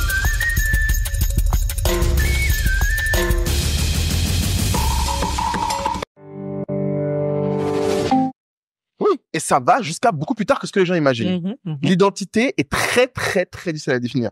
C'est pour ça que tu as des grands enfants très âgés de 40 ans. Oui, parce qu'ils n'ont jamais su se définir et parce que l'identité est un exercice dont on ne parle à aucun moment. En fait, l'objectif de l'école est de te rendre fonctionnel et imposable le plus tôt possible, le plus vite possible. Et c'est simple. J'ai fait un excellent podcast hier dans lequel l'invité a beaucoup parlé de la différence entre le rôle et l'identité. Ça n'a rien à voir, exactement. Je vous invite à lire un point. Ouais. Identité meurtrière de Amin Malouf. Oui. C'est vrai, une vraie discussion sur l'identité, surtout, tu sais, les Libanais ont été déracinés. Oui, aussi. Et c'est un livre qui m'a vraiment marqué, justement, parce que je parlais de rôle et d'identité. C'est pas des vraies questions. Ton rôle, c'est CEO, c'est pas ton identité. Exactement. Non, mais, et c'est un masse social. Ça amène à l'entrepreneuriat aussi, c'est le même sujet. Les enfants, c'est ça que je dis que très bien l'entrepreneuriat aussi, c'est que très vite, alors, encore plus les enfants que nous, mais beaucoup de gens, leur identité, c'est ce qu'ils font. Et c'est rarement les bonnes choses. Et c'est pour ça d'ailleurs que tu vas voir que dans nos pays, c'est très marqué. Quand quelqu'un n'est plus en poste, il n'a pas compris que le rôle est fini. Il n'existe même plus. C'est pour ça qu'il ne peut pas laisser Voilà, on va applaudir pour ça. C'est un sujet. Non, mais attention, c'est le même sujet. C'est parce que l'un de mes, pas dire pet peeve, mais une de mes hantises à moi, c'est l'identité de mon fils parce que je m'inquiète de deux choses. Bon, la première chose que tu décris, Philippe, c'est que qui je suis, personnellement, fait que je sais qu'il est fort probable que mon fils se retrouve dans une situation à un moment où il va retrouver dans une situation où moi, je donne un exemple. Mon père, j'ai découvert, quand mon fils est né, la meilleure chose qui me soit arrivée dans le sens de mon fils, au-delà de sa présence, c'est quand mon père est venu me dire, en fait, j'étais inquiet pour ton fils, alors que je n'ai jamais été inquiet pour toi. C'est touchant. Mais ce qui était plus choquant, c'est que la discussion qu'on a eue après était, pour moi, dommage. Je l'ai eu trop tard parce que, tu sais, ce que de bizarre et spécial. Pour la première fois, mon père me dit, mais tu sais que moi, j'ai toujours été considéré comme étant bizarre aussi. Et il a commencé à m'expliquer en quoi il était bizarre. Parce qu'il n'aime pas jouer. Mon père n'aime pas jouer, il n'aime pas les jeux. Et c'est des trucs qui, en Afrique, c'est très bizarre. Un gars qui veut pas jouer au ludo, il est vu comme étant un gars bizarre. Qui veut pas jouer aux cartes. À son époque, il joue pas au ludo. Il n'aime pas à l'époque. Non, c'était bizarre. Non, à l'époque, il n'y avait pas les téléphones, je fais que le ludo. Mon père n'aimait pas le foot, mon père n'aimait pas des trucs comme ça. Mon père aimait la photographie. Oh, mon ami. Ah oui. C'est bizarre. Non, mais. C'est vraiment ton père. Vous étiez deux bizarres. Mais j'ai su ça à 37, 36 ans. Ouais. C'est terrible. Si mon père m'avait dit ça. Est-ce que peut-être que, parce que tu sembles être truc, mais je me dis qu'un truc qui pourrait faire beaucoup de bien à ta relation avec ton père, c'est beaucoup de discussions. Non, pas beaucoup. Non, mais maintenant, d'ailleurs, le support je pense que ça va nettoyer beaucoup de choses. Sur lequel on parle, c'est ce podcast. Parce que dans le podcast, il découvre des trucs sur moi. En fait, comme il dit, ce podcast l'a permis de me connaître, il ne me connaissait pas.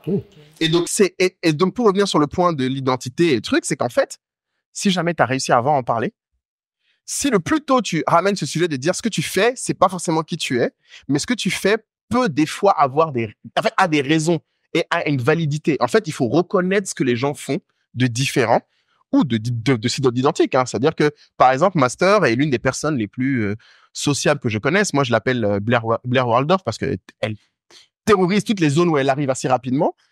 Mais c'est un talent que moi, je lui ai toujours reconnu, que je n'admire pas parce que je trouve ça grave, mais je lui ai reconnu. Et que très vite, moi, j'ai dit à ma mère, j'ai dit, attention, la fille que vous avez là, vous la voyez comme une fille qui a du mal, qui est pas aussi bonne à l'école que moi. J'ai dit, attention, ce que Astan sait faire avec les gens, je ne saurais jamais le faire. Après, Dieu merci pour le monde, elle n'aime pas trop diriger les gens. Donc ça, c'est cool. Mais il y a des choses qu'il faut savoir reconnaître et voir chez les gens et tu vois très tôt et qui, des fois, c'est toi, des fois, ça ressemble à ce que tu fais, des fois, c'est différent. Mais ce que je voudrais que les gens retiennent aussi. Ouais, moi, c'est mon élément, mais tu m'as déjà dit ça, oui. Comment vous faites? Donc, il faut qu'on passe à sans transition, là, il n'y aura pas de... Non, c'est... Allons-y. Impact de la parentalité sur l'entrepreneuriat, ok? Ouais.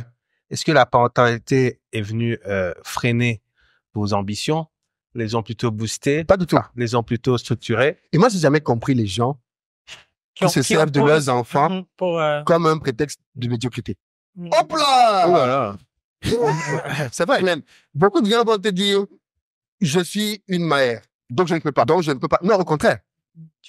C'est parce que tu es une mère. Parce que moi, je me contraire. Je me suis dit, tant que j'étais seul, ou avec mon épouse, c'est une adulte. Je veux dire, on peut se débrouiller, ainsi de suite. Mais à partir du moment où tu as des enfants, moi, je me suis dit, mais maintenant, je suis obligé de réussir, en fait. Tu es obligé de beaucoup de choses, de réussir, d'être structuré, d'être plus organisé. Là, je suis obligé de... Parce que toi, j'étais tout seul. Mes bêtises n'avaient aucune conséquence. Mais la dernière chose dont j'ai besoin, c'est d'avoir des enfants que je ne peux pas, pour lesquels je ne peux pas être responsable. C'est-à-dire, je ne peux pas prendre soin d'eux, leur donner un cadre de vie décent, une éducation, ainsi de suite. Et je n'ai pas envie que je sois limité dans ce que je peux donner à mes enfants parce qu'il manque l'argent, alors que c'est quelque chose que l'on peut avoir si on sait comment s'y prendre. Donc, mais c'est une idée que t'as eu même avant d'avoir des enfants, ou bien c'est... Avant d'avoir des enfants, j'avais de l'ambition. Le fait d'avoir des enfants m'a ancré sur le fait de... C'est urgent. Parce qu'en fait, quand je regarde maintenant vraiment ma croissance en termes de business, je me rends compte que mon accélération coïncidait à la naissance de mon premier garçon. Ah bon? Intéressant. Moi, c'est pareil pour moi. C'est fini là. Sérieux? Moi, parce que moi, c'est la naissance de mon fils qui m'a mis dans cet univers de la parentalité. Et aussi, c'est devenu je veux dire, c'est-à-dire quand Malia est née, donc 3 ans après, en 2018, ça a été, ma carrière a juste fait comme ça, en fait. Toujours dans l'univers de la parentalité, mais je veux dire, ça m'a boosté, c'est un booster, mais incroyable. Et comme il dit, je comprends pas quand on dit non, j'arrive même pas à comprendre quand on oppose parentalité et entrepreneuriat. C'est-à-dire, oui, je peux pas faire les deux. Moi, quand on me pose la question, mais comment t'arrives à gérer les deux? Ben, en fait, je veux dire, c'est normal. Enfin, c'est la base. Je sais pas, mais je veux dire, ça fait partie du truc. Et comme il dit, c'est un booster, c'est ça qui fait que, si tu fais pas, je sais pas, demain, qui va faire, en fait? Je suis désolé, je suis obligé de, en tant qu'avocat du diable, je peux pas vous laisser dire, je comprends. Avocat du peuple. Je comprends tout à fait les gens qui disent ça. Qui disent ça, pourquoi? Vas-y. Moi, je veux dire, il y a plusieurs phases à l'entrepreneuriat. J'ai des enfants. Je savais que si je fais quelque chose, je vais gagner de l'argent. Je n'ai jamais eu de doute là-dessus. Parce que je me dis, quand tu sais faire des choses, tu ne peux que gagner de l'argent, mais il faut le faire correctement. Et donc, je ne me suis jamais mise dans une situation où j'ai des enfants, donc je dois rester dans un emploi où je gagne beaucoup d'argent parce que j'ai des enfants. Non, je suis dans un emploi où je gagne de l'argent, mais je peux gagner plus d'argent si je suis dans mon propre emploi. Parce que là, c'est moi qui vais fixer les règles du jeu. Donc, je sais pas, ça m'a jamais... Oui, mais après, il y a plusieurs phases. Mais il y a des contextes aussi. Il y a plusieurs phases. Quand tu commences, effectivement, oui, je sais pas. C'est la partie la plus difficile. Mais c'est la partie la plus difficile. Mais tu commences quand ils sont petits. Les enfants sont là, hein. J'ai commencé mes enfants. Mais tu peux, en fait. C'est une question d'organisation, c'est une question il y a beaucoup de choses. Et puis, si tu es accompagné, si tu as un support système dont on parle, le support système est très Mais oui, même si tu ne l'as pas. Même si tu ne l'as pas d'excuses. Oui, vraiment. Même si tu ne l'as pas. C'est ta situation, c'est ton cadre. Il faut toujours partir du principe qu'il y a eu des gens qui étaient dans des conditions pires que les tiennes. Mais bien sûr. Qui s'en sont tirés brillamment. Exactement. Il y a eu des gens qui avaient 8 gosses, personne pour les aider, pas de famille à côté, et qui ont créé des trucs incroyables. Mais est-ce que si tu penses que tu n'es pas eux, comment tu fais? Pardon? Si toi tu ne penses pas que non, mais il va te répondre. Le problème, c'est qu'on se compare. Parce que, en fait, non, c'est ta réponse, là, c'est pas lui, ça, c'est sûr. Non, mais, oui, mais je vais te répondre, mais. Vas-y, toi, tu réponds, c'est ça. Oui. Non, mais, là où ils ont raison, c'est que on passe son temps à se comparer. Donc, quand on dit que tu peux y arriver, ça veut pas dire que tu vas être forcément le numéro 1. Ça veut dire que tu vas réussir. Tu peux réussir, tu vois.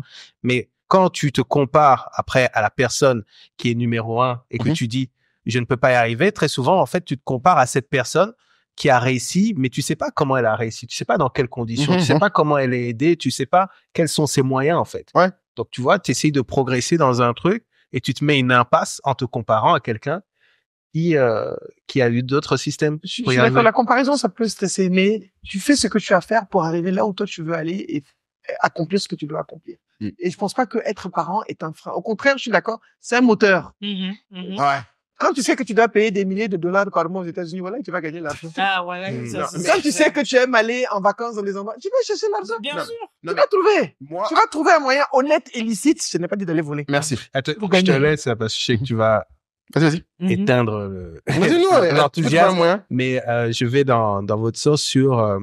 moi, par exemple, chroniquement, je trouve que je suis quelqu'un, je prenais des décisions de manière pas assez rapide. Et je sais que depuis que je ne pas, les décisions, en fait, vont beaucoup plus vite. C'est-à-dire qu'en gros, je relie presque toutes les décisions à, tu vois, je vois la bottom line, ma bottom line, c'est ça pour lui. Mais bien du coup, cette personne va pas m'en Bon.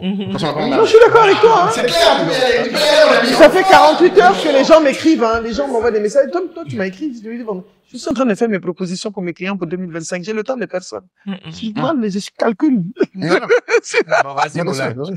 Non, mais écoutez, parce que bon, il faut bien qu'on discute. Là, vous êtes là.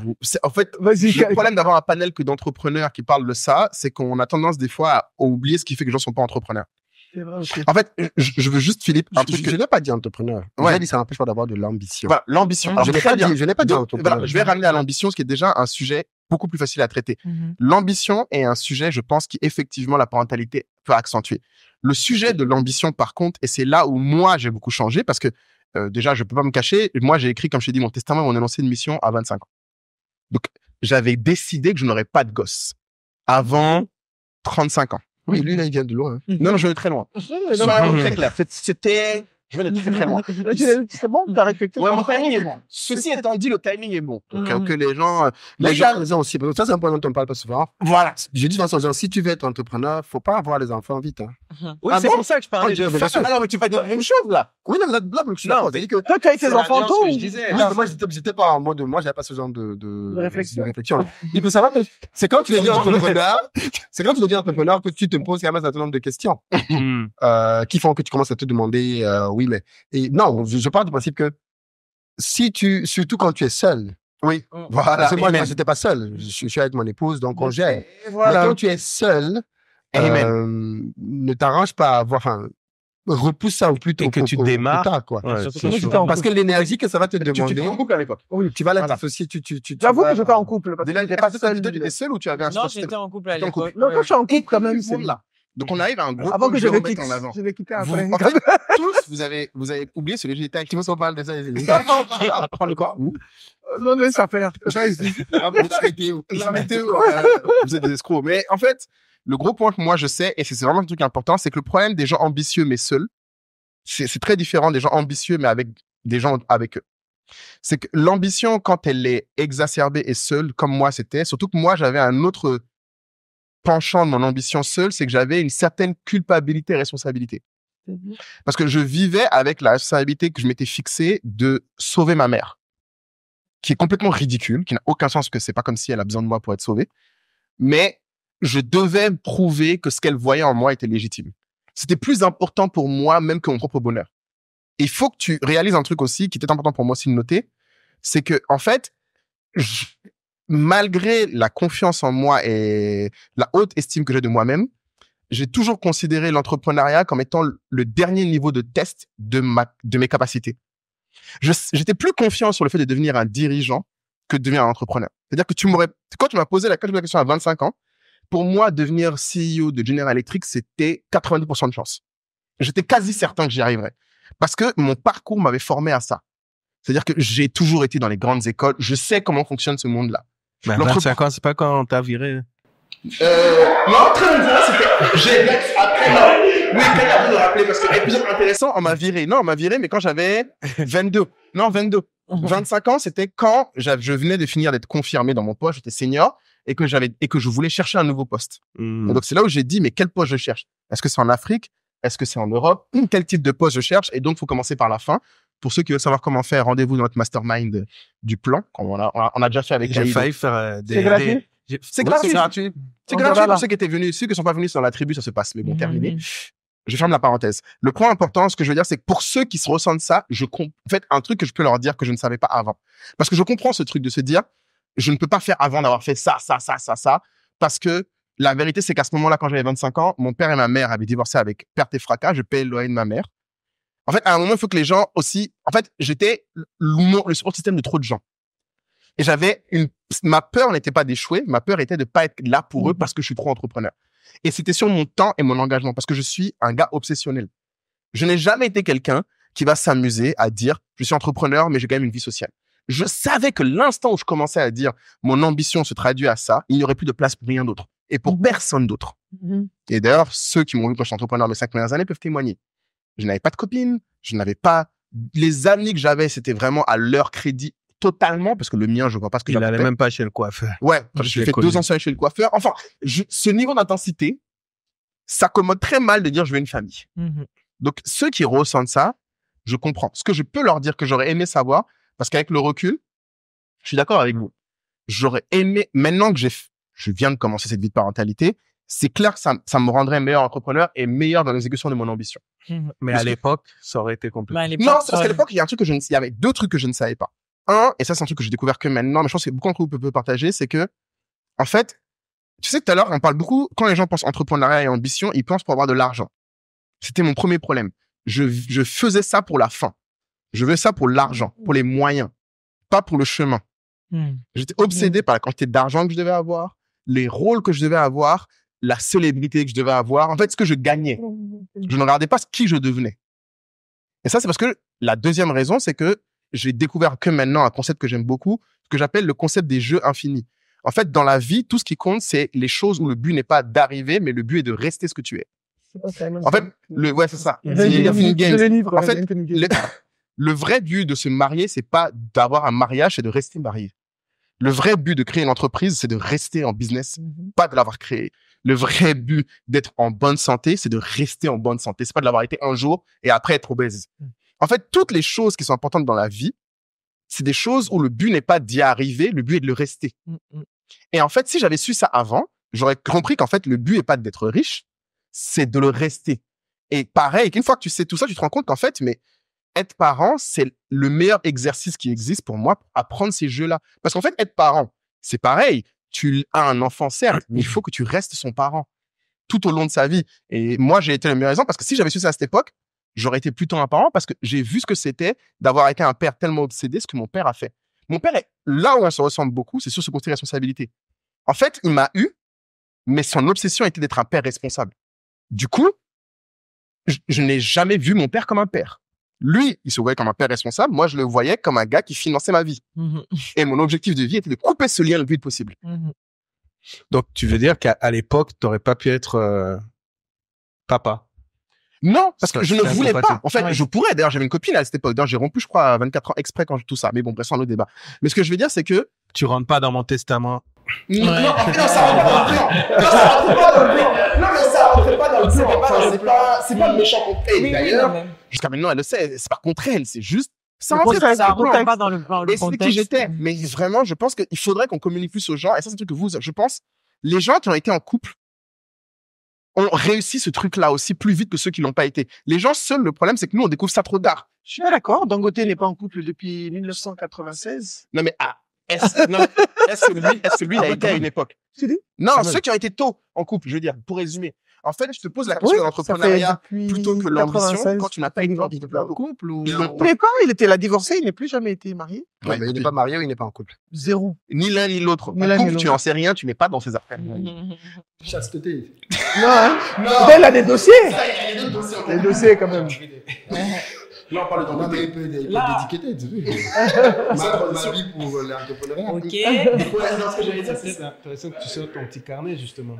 Mon petit carnet? Ah, de stats? Oui, alors après, ça, c'est un autre débat. Fou, j'en suis sur ça maintenant, c'est trop violent. Non, pardon. Après, ce que je veux on dire, est dans la parentalité, restons dans la parentalité. Après, dans une autre émission. Voilà. Non, mais ce que j'ai beaucoup donné là. Non, ce que je veux dire, c'est que le point principal, c'est les gens ambitieux, parfois, quand ils n'ont pas réussi à travailler avec des gens, enfin, à créer un couple ou une entité dans laquelle ils sont restés et ils sont restés engagés, on a l'impression qu'en fait, c'est tout ou rien. En fait, on ne connaît que tout ou rien. Parce qu'on n'a que tout ou rien. On n'a jamais eu le côté de je suis en couple et j'ai un boulot. Je sais pas comment vous le décrire. En fait, c'est une forme d'obsession qui est difficile à partager. Et en fait, c'est un tort. Maintenant, je le dis, c'est un tort. Non, mais en fait, je pense que c'est peut-être pas tout à fait pour moi, c'est pas tout à fait le même débat. Oui. Parce que le débat, c'était ici plutôt le fait de se servir de la présence des enfants. Pour ne pas faire de ne pas être entrepreneur. Ah, moi, voilà, de ne pas avoir son ambition. La raison pour laquelle tu peux dire tu ne veux pas être parent ni avoir d'enfants parce que tu veux être entrepreneur. Oui. Parce que c'est deux débats. C'est deux débats, effectivement. Moi, ce qu'on constatait, c'est plutôt le fait que beaucoup de gens n'entreprennent pas ou, parce qu'ils considèrent que j'ai déjà tellement de choses à faire que je peux pas. J'ai un enfant à gérer et certains vont même plus loin. Je ne peux pas prendre de risques. En fait, c'est ça le truc, c'est la prise de risque. Ah, la prise de risque absolue. Je ne peux pas prendre de risques alors que j'ai des charges incompressibles. J'ai des enfants qui m'attendent tous les soirs. Je peux pas prendre le risque d'aller brûler mon épargne pour lancer dans un projet qui peut ne pas marcher. Et puis, il y en a qui moi, j'ai jamais eu de problème. Et au moment où ils ont des enfants, ils disent... Même quand j'avais des enfants, je prenais des risques. Mais c'est normal, tu as toujours eu beaucoup d'argent. Non, même quand je perds mon argent, moi, je sais que... Non, qui touchait $10 000. Pas du tout. Non, tu sais, moi, je sais que l'argent que je perds, je suis capable de le regagner. Oui, c'est ça mon mindset. C'est mon mindset. Je me dis, je peux perdre aujourd'hui, je vais gagner demain. C'est ce mindset-là qui manque. C'est ça que les gens vont rajouter. C'est l'envers, hein. Je dis aux gens que l'argent que tu as en épargne, tu te comportes comme si c'est pas toi qui l'avais gagné. C'est un miracle. On dirait qu'on dirait que c'est à la base. Maintenant, est-ce que vous voulez que vos enfants deviennent entrepreneurs? Moi, mon fils est déjà dans l'esprit. Mais c'est pas tout le monde qui a l'âme d'entrepreneur. Est-ce que tu veux? Mais c'est pas tout le monde qui peut être entrepreneur. Donc si. Ah, là, dessus, on diverge. Non. Ah bon? Parce que tout le monde ne peut pas être entrepreneur. Moi, je suis pas d'accord avec toi. Moi, j'ai des amis qui ont essayé d'être entrepreneurs. Elles sont pas réussies. J'en ai 2 ou 3, elles n'ont pas. Elles sont dans des super boulots, elles gagnent super bien leur vie, elles sont super heureuses d'avoir leur. Est-ce que tout le monde peut réussir? Elles disent qu'elles peuvent pas. Non, mais tout le monde peut créer une entreprise. Elles disent qu'elles peuvent pas. Tout le monde peut être entrepreneur, mais tout le monde ne peut pas être un grand entrepreneur. Elles ne peuvent même pas être entrepreneurs. Attends, je t'explique pourquoi je pense ça. Les gens qui disent ce genre de phrases, ou qui disent qu'ils ne peuvent pas, ou qui pensent que certains ne peuvent pas être entrepreneurs, ce sont les gens qui ont le luxe d'avoir le choix. Oui, parce qu'elles ont le choix. Doucement. Oui.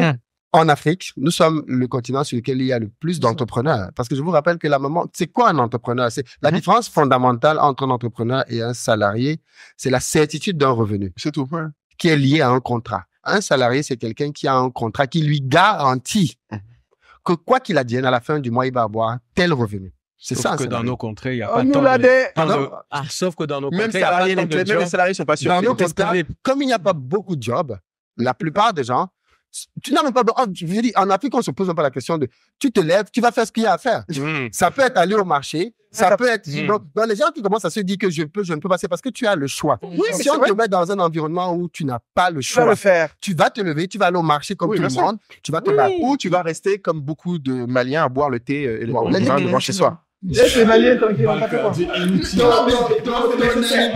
pour le Mali. Non, mais attendez. Non, mais pas une phrase comme ça. Le Malien va oublier que c'est lui qui a dit ça. On va dire, mais toi aussi. Donc, je te laisse. Avec mes feelings de laisse ta phrase. Donc, moi, je pense par contre que tout le monde peut lancer un business. Par contre, tout le monde n'a pas la capacité de payer le prix que ça demande pour devenir un grand entrepreneur. C'est surtout ça. Oui, c'est ça qu'on va dire. C'est ce qu'elle veut dire. C'est ce que oui.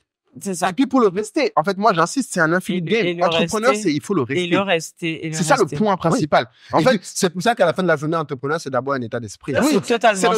C'est même pas d'abord une question d'argent. C'est une question de comment tu te vois, comment tu vois ta vie, comment tu vis la. Après, il y a un truc qui est souvent associé à la progression de l'entrepreneur, c'est la notion de sacrifice qui vient souvent. J'avais vu, je sais pas si vous connaissez Patrick Motoglou, c'est le coach de Serena Williams. Oui, bien sûr. Oui, bien sûr. Qu'elle a pris dans la deuxième partie de sa carrière. Elle avait déjà tout gagné.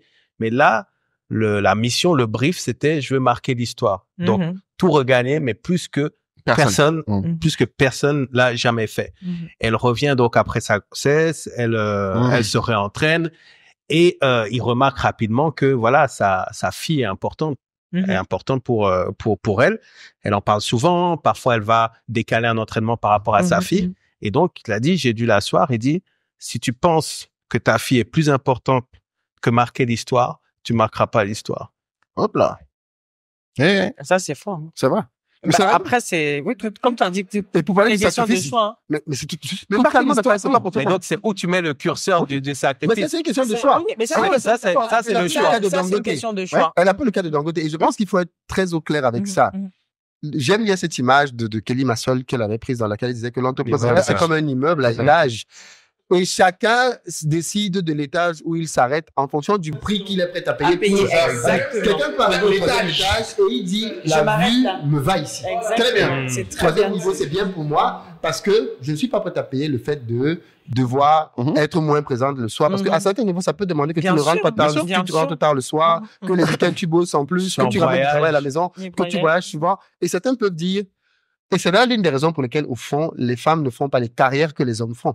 C'est d'abord parce que les femmes ne veulent pas. Elles ont le droit de payer les prix que les hommes sont prêts à payer. Parfois par irresponsabilité. Elles ont le droit. Mais une femme va dire, je ne suis pas prête à laisser mes enfants ici pour aller au nord de la Côte d'Ivoire pour avoir un poste de directeur.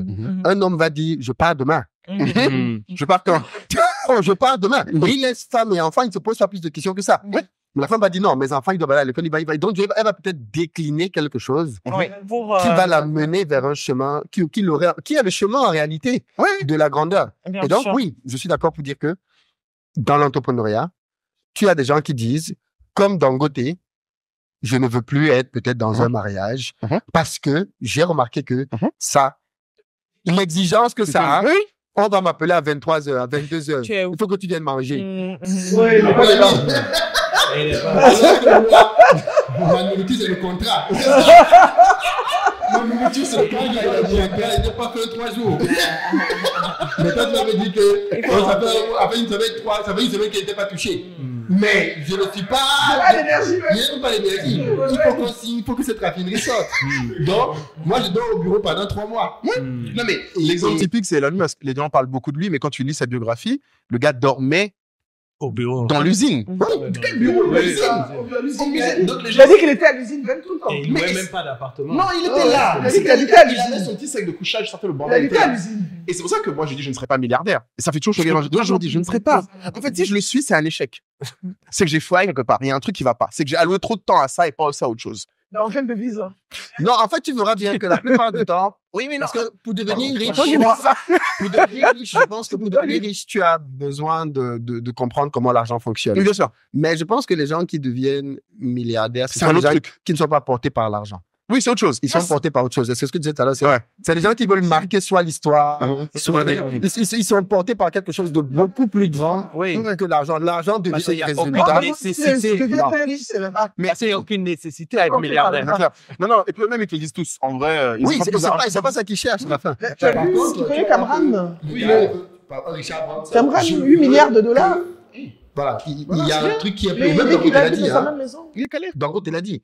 La raffinerie de 20 milliards de dollars, il l'a fait pas pour l'argent. Oui. Il fait rien pour l'argent. Il l'a fait parce que il veut profondément changer la dépendance que l'Afrique a par rapport à l'extérieur sur la transformation de la matière. C'est marquer l'histoire, justement. Il veut marquer l'histoire. Et voilà, mais il est grand-père, il a 3 filles, il faut parler de bien sûr. Et il a entraîné ses filles, parce que souvent, dans les sociétés du nord du Nigeria, c'est les garçons qu'on a. Oui, mais il a eu que des filles. Il a eu que des filles et il a décidé que de former ses filles à dans l'autorisation. Ce sont ses filles qui gèrent. Et c'est possible. Succession. Ouais, mais d'ailleurs, sur succession, le dernier point, c'est aussi cette histoire d'héritage, parce qu'un bon exemple, c'est Indra Nooyi. Parce que je veux pas parler que d'entrepreneurs, encore une fois. Une femme ambitieuse, quand même, qui a réussi à être CEO de Pepsi. Elle aussi, enfin, je sais que le moment que moi m'a marqué, les gens parlent beaucoup d'elle en mode je veux être comme elle. J'ai entendu beaucoup de femmes dire ça quand j'étais à Dauphine, je me souviens. Et je me souviens, j'ai dit, mais est-ce que vous connaissez sa vie? Ils me disent comment ça? J'ai dit, mais, enfin, Indra Nooyi, c'est quand même particulier. Au-delà de son parcours professionnel, elle a quand même raconté clairement que elle, quand elle était, avant d'être CEO de Pepsi, donc sur son chemin pour l'être, sa plus petite fille, quand elle voulait jouer à la Nintendo, elle appelait le réceptionniste, qui avait un script pour décider si oui ou non elle peut jouer à Nintendo. Et il disait, est-ce que tu as fait ci, est-ce que tu as fait ça, Et en fait, c'est un niveau de sacrifice. Incroyable. Enfin, et c'est pour ça qu'il disait, c'est important de savoir est-ce que tu es prêt à payer ce prix-là. C'est une discussion à avoir avec ta famille. Avec ta famille, avec toi-même. Est-ce que, bon, voilà, à un moment donné. Avec toi-même. Et avec toi-même. Est-ce que je veux. Tous les risques qui témoignent de ça te disent qu'à la fin de leur carrière, l'un de leurs plus gros regrets, c'est la proximité qu'ils ont avec leurs enfants. C'est toujours la chose qui revient. C'est qu'ils n'étaient pas là et ils ont payé un prix qui est qu'aujourd'hui leurs enfants. Et quelqu'un a dit un jour que si tu veux savoir si tu as réussi dans la vie, vois le rapport que tu as avec tes enfants le jour où ils ne dépendent plus de toi. Exactement. C'est là la vraie mesure. C'est là la vraie mesure de la réussite. Et je pense que c'est le plus important. Enfin, moi, en tout cas, personnellement, c'est important. Pour moi aussi, c'est important. Mais moi, je suis très proche de mes enfants. Pareil. Mais parce que tu dois poser la question. Non, moi, je me balade avec mon fils. Tout le monde sait. Tout à l'heure, je pense que c'est un point important aussi dans la transmission. Moi, ça me ferait énormément plaisir que mes enfants reprennent le flambeau. Tu vas leur dire ça? Bien sûr. Mais oui, mais si tu leur dis que tu influences. Je vais non seulement je vais peser de tout mon poids. Je vais les voilà les parents africains. Ça, c'est le père africain. Voilà. Le père africain. Non, YouTube compris. Mais déjà, mes enfants, même, ils aiment beaucoup YouTube. Voilà. Ça commence comme ça. C'est pas impossible que demain il y ait des chaînes. Attention. Mais en fait, annonce. Une nouvelle chaîne arrive. Mais en fait, non, il faut tant qu'ils seront pas en âge 2. Je vais pas aller prendre des enfants comme c'était. Ça, c'est leur problème. Mais mon point dans ça, c'est de dire que, mine de rien, l'un des gros problèmes qu'on a quand même chez nous, c'est le problème de la transmission des héritages. Ouais. Ça. Les entreprises africaines, on a des entreprises comme Mercedes, Benz qui datent de je sais pas combien. Je veux dire, on n'a pas de groupe dans nos pays qui se transmettent sur 3 générations. Même pas 2. Non, 3, c'est le plus dur. 3, c'est très compliqué. C'est impossible quasiment. Mais ça, c'est parce que bien souvent, les parents ne sont pas intentionnels. Comment tu expliques que dans certaines familles, on est médecin de génération en génération? On a des avocats, on a un cabinet d'avocats de génération en génération.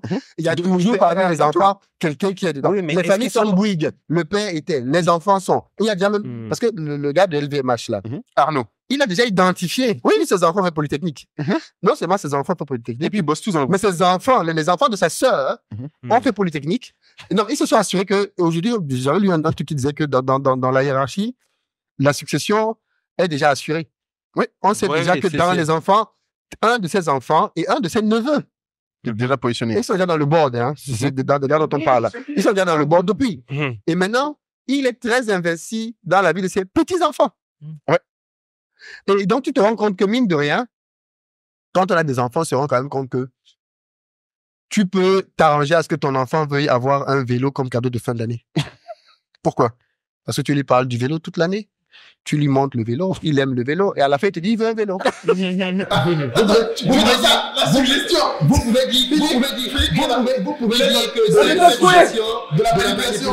Mais la réalité, c'est que si tu ne fais pas de l'inception, c'est la télé qui va le faire pour toi. Oui, c'est clair. Non, alors il faut faire. Moi, je pense c'est que la télé qui va le faire. Oui. Et ce que tu vas avoir comme résultat, tu vas pas aimer.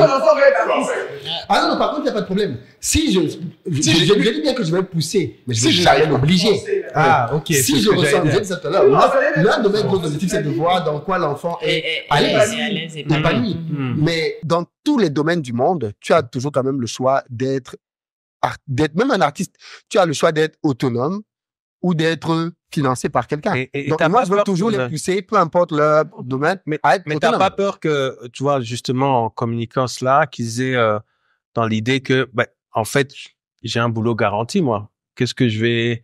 Est-ce que non, ça va parce pas qu'ils me connaissent assez pour savoir que si tu fais pas l'affaire, je te mets dehors. Terminé. Ah non, là, par contre, les histoires de business, non. Si tu fais pas l'affaire. Maman, je suis très clair là-dessus, même avec mes propres frères. Si je te donne quelque chose, tu m'attends à la maison. Tu n'entres pas dans l'entreprise, dehors. Donc, il n'y a pas de... Et puis après, Philippe, c'est particulier. Son entreprise est aussi quasiment une entreprise familiale. Toi, t'es quand même... Déjà. En fait, il faut réaliser... En fait, je pense qu'il faut quand même, mettre du contexte parce que les gens peut-être n'ont pas. Mais ce qu'on va développer, parce que ce ne sera pas familial dans ce sens-là. Exactement. Si je veux faire de l'industrie, ce sera une boîte industrielle. Exactement. Mais t'aimerais qu'un des enfants... Ton aspiration, c'est l'industrie. Et tu voudrais qu'un des enfants soit dedans. Mais Khalid, toi, tu parles... Non, pas qu'un seul, que tous. Parce que je ne veux pas avoir qu'une seule industrie. Ah, tu voudrais que tous soient entrepreneurs. Plusieurs industries, plusieurs. Je veux faire plusieurs choses. Je veux faire le maximum de choses que je peux faire. Donc, t'aimerais qu'il y en ait plusieurs qui soient dedans, quoi. Oui, mais bien sûr. Pourquoi tu veux que j'aille recruter des gens alors que j'ai formé Nas? Alors que j'ai sélectionné depuis le début. Moi, mon projet à la base, c'était d'avoir 10 enfants. Ah bon? Ah oui. C'était le plan. C'était le projet à la base. Mais sur ce point-là, c'est pas moi qui décide. Je ne suis pas le facteur limitant. C'est Philippe, c'est le projet que j'ai jamais aussi. Ah bon, toi aussi? Je me dis, je vais avoir 10 enfants. 10. Mais c'est comme tu es jeune et puis quand tu vraiment. Tu vois, tu commences à dire, à l'époque de nos grands-parents, 2 enfants, tu n'as pas encore commencé à accoucher. Non, exactement. Alors qu'aujourd'hui. Qu'est-ce que tu commences? Qu'est-ce que tu commences, je te dis, vraiment. Mais toi, du coup, Denali, tu voudrais qu'ils soient entrepreneurs, que... Je les laisserai faire ce qu'ils... Enfin, comme il dit, c'est une question de passion. Où ils sont le plus épanouis, où ils excellent le plus. Je les accompagnerai dans ça. Il faut qu'ils soient heureux. Voilà, qu'ils soient heureux, c'est le plus important. Voilà. Qu'ils soient heureux, puis qu'ils soient quand même bons dans ce qu'ils font. On est heureux dans l'entrepreneuriat. D'accord. Tu penses que c'est une belle façon de regardez-nous, on est épanouis, on est heureux. Je connais, dites la vérité, je connais très peu de salariés très épanouis. Non, attention, Philippe, là, je suis pas d'accord. Parce que je n'ai pas dit qu'il n'y en a pas. Non, mais attention, tu connais tout dans les exprès. Parce que les entrepreneurs sont pas plus heureux, en moyenne. Moi, je connais plus d'entrepreneurs qui Tu vas bien. Et les choses ne vont peut-être pas comme ils veulent. Mais pour rien au monde, on va retourner aux salariés. Alors que moi, ce que je vois, c'est que j'ai plus d'amis en salariés épanouis. En fait, alors, je vais relever un fait. Alors, non, moi, j'ai des amis salariés épanouis, hein. Mais elles sont des jeux de banque. Voilà, c'est pas, voilà, mais c'est bien ça. Non, mais Philippe, c'est comment ça? Ça passe ou ça passe pas? Mais tu sais, j'ai discuté avec des DG de banque. Et beaucoup d'entre eux sont dans un piège. Non, dans le piège dans lequel ils savent qu'ils peuvent avoir beaucoup plus s'ils se mettent à leur propre compte. Là, tous les DG que je connais d'ailleurs veulent se mettre à leur propre compte, mais le prix à payer est trop grand parce que eux, ils ne vont pas payer 300 000 francs de salaire à la fin du mois. C'est ça. Comme ce qui allait être trop grand, ils vont pas réfléchir. Moi, tous mes amis qui sont, je disais qu'un ami qui était DG de banque dans plusieurs pays et il a pris sa retraite. Et là, maintenant, il a un fonds d'investissement, etc. Je ne nommerai pas son nom. Et on voit qui c'est. Il me dit, tu sais, quand j'étais DG, je me rends compte que je gagnais des fortunes folles. Et l'argent rentrait tous les jours. Mais votre affaire d'entrepreneuriat, là, l'argent sort tous les jours. Je dis, ah, man. Je dis, mais vous êtes fort, hein? Parce que eux, ils sont dans un confort, comme tu dis. Oui. Ils sont dans une espèce de confort, c'est pas évident, quoi. Parce que l'une des grosses différences, à la fin de la journée, par contre, ce que je veux dire, c'est, en fait, c'est quoi être entrepreneur? Parce qu'il faut bien qu'on comprenne. Entrepreneur, ce n'est pas juste, et je pense que beaucoup de gens font en fait, le raccourci de beaucoup de gens, et qui rend même peut-être beaucoup d'entrepreneurs malheureux, c'est leur compréhension de ce que c'est que l'entrepreneuriat. Beaucoup de gens résument l'entrepreneuriat à avoir beaucoup d'argent. Et c'est de là que la totalité des frustrations viennent. L'entrepreneuriat, c'est d'abord un état d'esprit. Avant toute autre chose, être un entrepreneur, c'est d'abord un état d'esprit. Et je pense que le gros élément de l'état d'esprit de l'entrepreneur, c'est la prise de risque. Je pense que le trait caractéristique qui scinde pour moi le monde en deux, ce sont les gens qui veulent prendre des risques et les gens qui ne veulent pas, ou qui veulent prendre très peu de risques. Et les entrepreneurs, ce sont des gens qui ne se satisfont pas d'une vie sans prise de risque. Même problème. Mais donc, du coup, pour toi, en fait, les dirigeants ambitieux sont aussi des gens qui prennent des risques. Pas avec leur argent.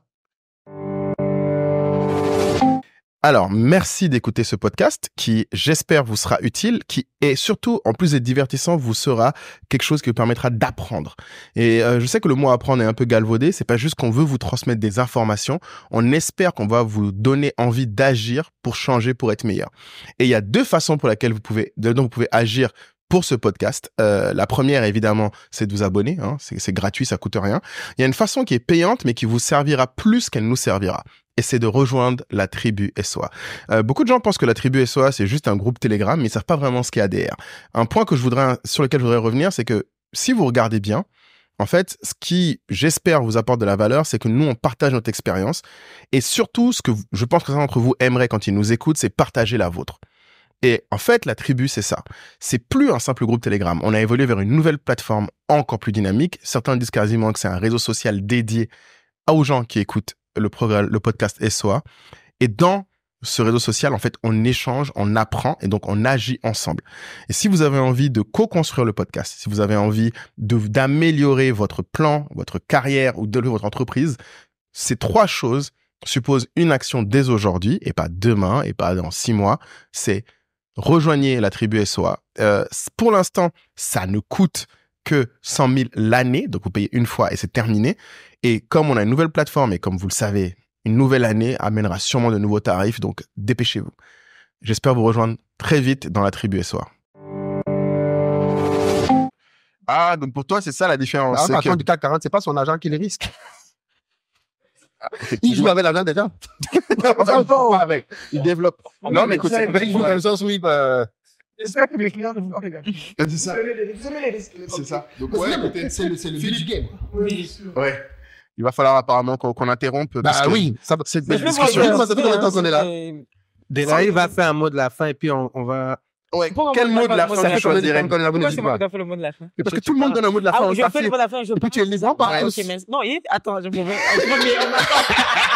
on laisse pas faire le mot de la fin. C'est ça. Mon mot de la fin, ce serait de dire que oui, parentalité, entrepreneuriat, ça peut coïncider et que il faut, c'est juste une question d'équilibre. C'est juste une question de trouver le bon équilibre et puis voilà, faire ce qui nous rend heureux. Et je pense que, en tout cas pour moi personnellement, être présent pour mes enfants présente pour mes enfants, pardon, c'est plus important. Pour moi, c'est vraiment le plus important et ça passera toujours avant le reste. Je m'arrangerai en fait de faire en sorte que ça aille, mais je pense ils ont besoin plus tard de voir, maman, elle a réussi et c'est ce que j'ai vu avec ma mère. Elle a toujours, c'était une grande femme, une grosse businesswoman. Elle a toujours réussi à nous faire passer avant, mais à garder cette carrière-là, à garder cette connexion-là. Et je pense que tant qu'on arrive à faire cet exercice-là, tu n'es peut pas croire, mais là, elle a sacrifié des choses. Non, je sais qu'elle a sacrifié des choses. Et j'en sacrifie aussi. Il y a des choses où je dis non, mais je n'ai jamais ressenti ce truc-là. Et c'est ce que j'essaye de faire avec mes enfants. Des fois, oui, effectivement, on n'est pas souvent là, mais j'essaye de compenser. Le plus important, c'est aussi qu'ils voient qu'on travaille, qu'ils voient qu'est-ce qu'on fait, et ça leur servira plus tard. Oui, aussi. Ça leur transmet la valeur travail. Et ça, c'est un point très important. Oui, je pense que c'est très important justement, par-dessus tout, je pense que c'est important que les enfants aient la valeur travail, pas la valeur argent, parce que ça, c'est un gros truc. Mais il faut que les enfants aient la valeur travailler. Et ça, c'est quelque chose que on leur martèle tout le temps. Quand je ne suis pas là, quand je suis en voyage, papa travaille. C'est important qu'ils grandissent avec l'idée de la vie d'un adulte, ça se structure aussi autour du travail. Et je prends ça pour partir. Je vais le donner à Malia. Ah, mais voilà, elle va aimer, merci. Voilà. Je vous embrasse, merci à tous. Mais attends, Philippe, il y a un truc qu'il faut que je te demande là. Tu n'as pas peur qu'à dire travail, ciao. À force de dire travail là. Tu es bien, mon ami, mais moi, j'ai peur que peut-être un jour, un de tes enfants voit le travail comme étant ce qui l'a séparé de toi. Non, pas du tout. Parce que comme je dis, on a quand même un équilibre qui fait que... c'est pour ça que quand on est dans des couples, c'est très important le rôle que l'autre joue quand tu n'es pas là. Parce qu'en fait, bien souvent, malheureusement, parce qu'on tient un certain discours, on a le sentiment, parce que l'une des personnes qui peut très mal vivre le fait que tu ne sois pas là, c'est d'abord ta femme. Oui, et c'est parce qu'elle le vit mal qu'elle le répercute sur les enfants. Tu penses? Bien sûr. Oui. Bien sûr. Oui. En disant oui, il n'est jamais là, en se plaignant même auprès des enfants. Par contre, le discours qui est tout le temps le même, c'est papa n'est pas là parce qu'il travaille et il travaille pour vous. Alors moi, je voulais arriver sur ça. Ça fait ce truc-là. Travail pour vous. Ça, je pense que il faut, comme on parle beaucoup d'introspection, il faut aussi être honnête et sincère là-dessus. Parce que on entend très souvent, les entrepreneurs, ils n'ont rien demandé. Voilà, si je travaille autant, c'est pour vous. Les enfants, mais en fait, c'est le cas. Oui, mais attends. Mais non, attends. Si, alors attention, nous on n'est pas dans un cas de pour soi avant tout. Pas forcément. Il faut forcément toujours une partie pour toi. Je pense que tu ne peux. Il faudrait que tu y trouves un intérêt personnel. Parce que même s'ils n'étaient pas là, tu le ferais.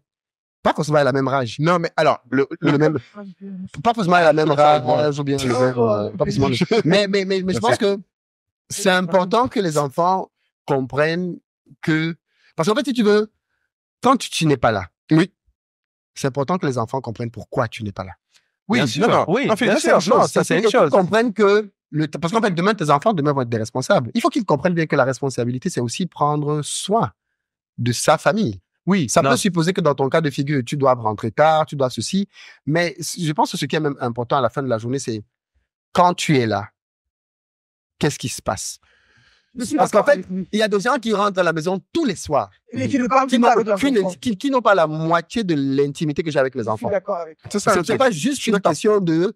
Parce qu'en plus, c'est même parfois ça. Le gars, il rentre le soir, il allume sa télé, il se pose là-dessus. C'est fini. Il ne sait même pas ce que ses enfants ont fait de la journée. Et puis, on a vu beaucoup de tontons dans la grande. Un exemple simple. Moi, maintenant, je suis à Abidjan. Mes enfants finissent l'école à 15h. À 15h, je quitte le bureau. Je vais chercher mes enfants à l'école. Je rentre à la maison. Les enfants vivent ici? Oui, on est tous là. On rentre à la maison, on discute, on travaille. Je repars au bureau vers 18h. Toi, t'es chaud. Donc, on a passé un moment ensemble. Quand je rentre à 22, 23 heures, il dort.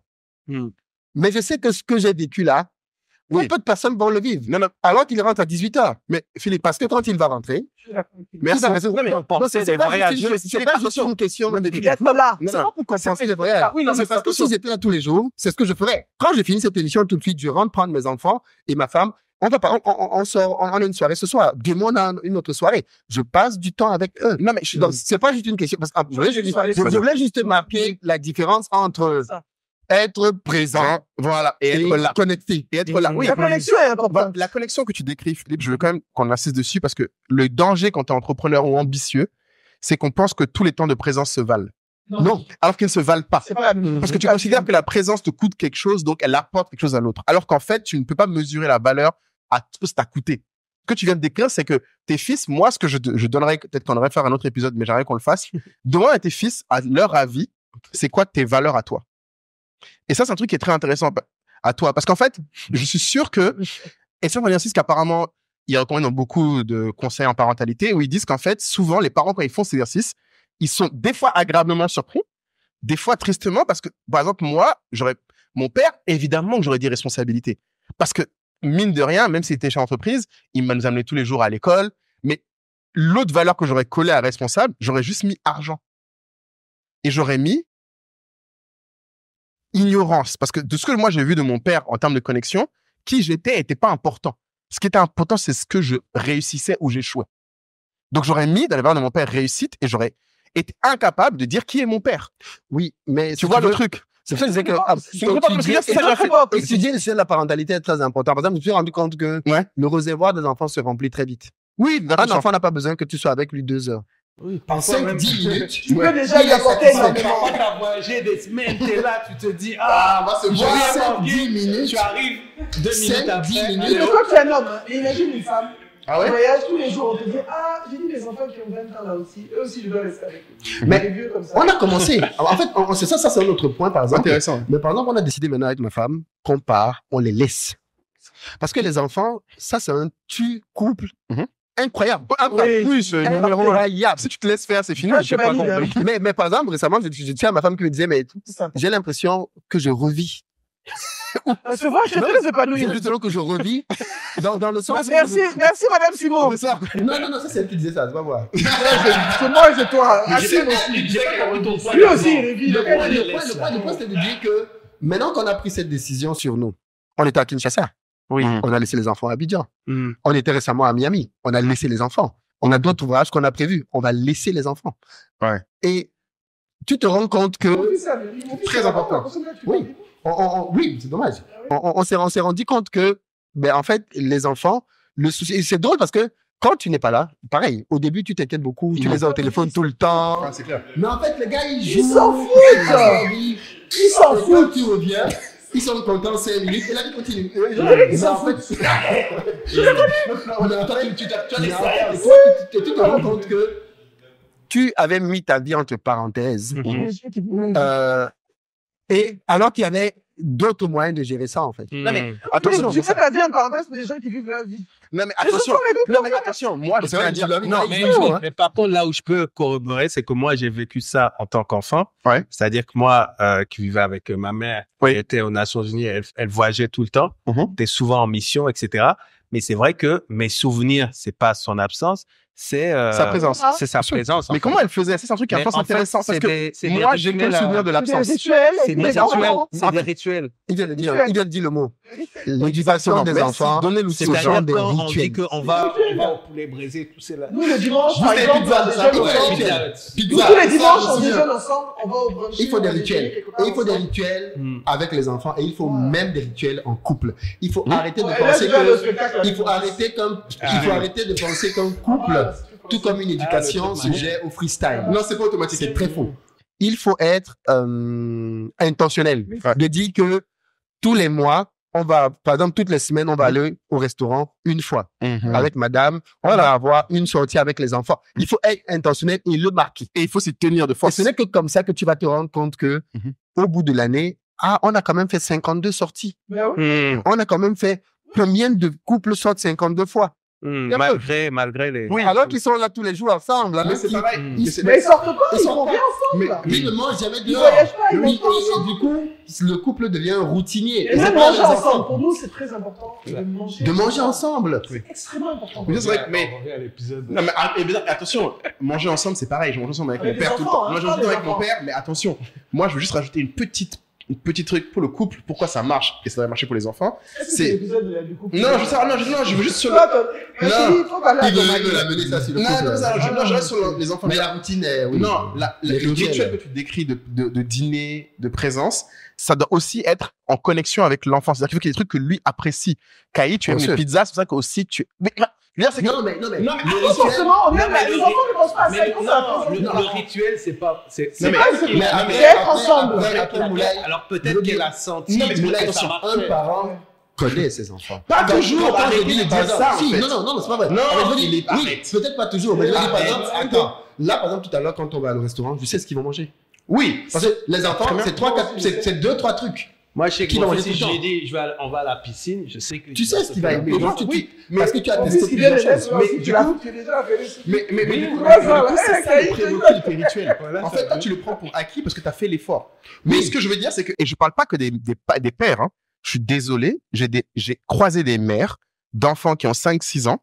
Leur réponse systématique à ce que l'enfant aime faire, c'est regarder la télé, faire des trucs, qui sont les trucs qui le distraient. Je veux, non, mais attention! Non, parce que vous faites distraction. Faisons attention parce que on va pas rentrer dans le débat des temps d'écran. Mais à notre époque, il y a un autre sujet qui est distraire un enfant. Ce n'est pas l'occuper, ce n'est pas connecter avec lui, ce n'est pas qu'il se développe. Mais moi, je pense que c'est les deux. Par exemple, moi, le truc que j'ai fait, c'est que j'ai commencé à montrer à mes enfants des dessins animés que moi, je regardais. Ça, c'est une connexion qui n'existe plus. Denver, le dernier dinosaure. Des choses qui ne sont pas du tout dans leur répertoire aujourd'hui. Ouais. Mais ça crée une connexion, ça crée de... Non, juste pour la fin, tu peux t'asseoir ici. J'ai fait discrètement, maintenant tu... Une discrétion nulle. C'était moche. Je veux qu'il n'y ait pas de discrétion chez moi. Vas-y, c'est la technique. Non, mais je parle encore avec mon micro attaché ou bien mon micro détaché. Non, mais et Philippe, et tu ne penses pas qu'il va y avoir une pression d'être des Simo? Tiens, pour faire une petite transition. Là. La dynastie Simo. C'est quand même une petite pression, non? Parce que...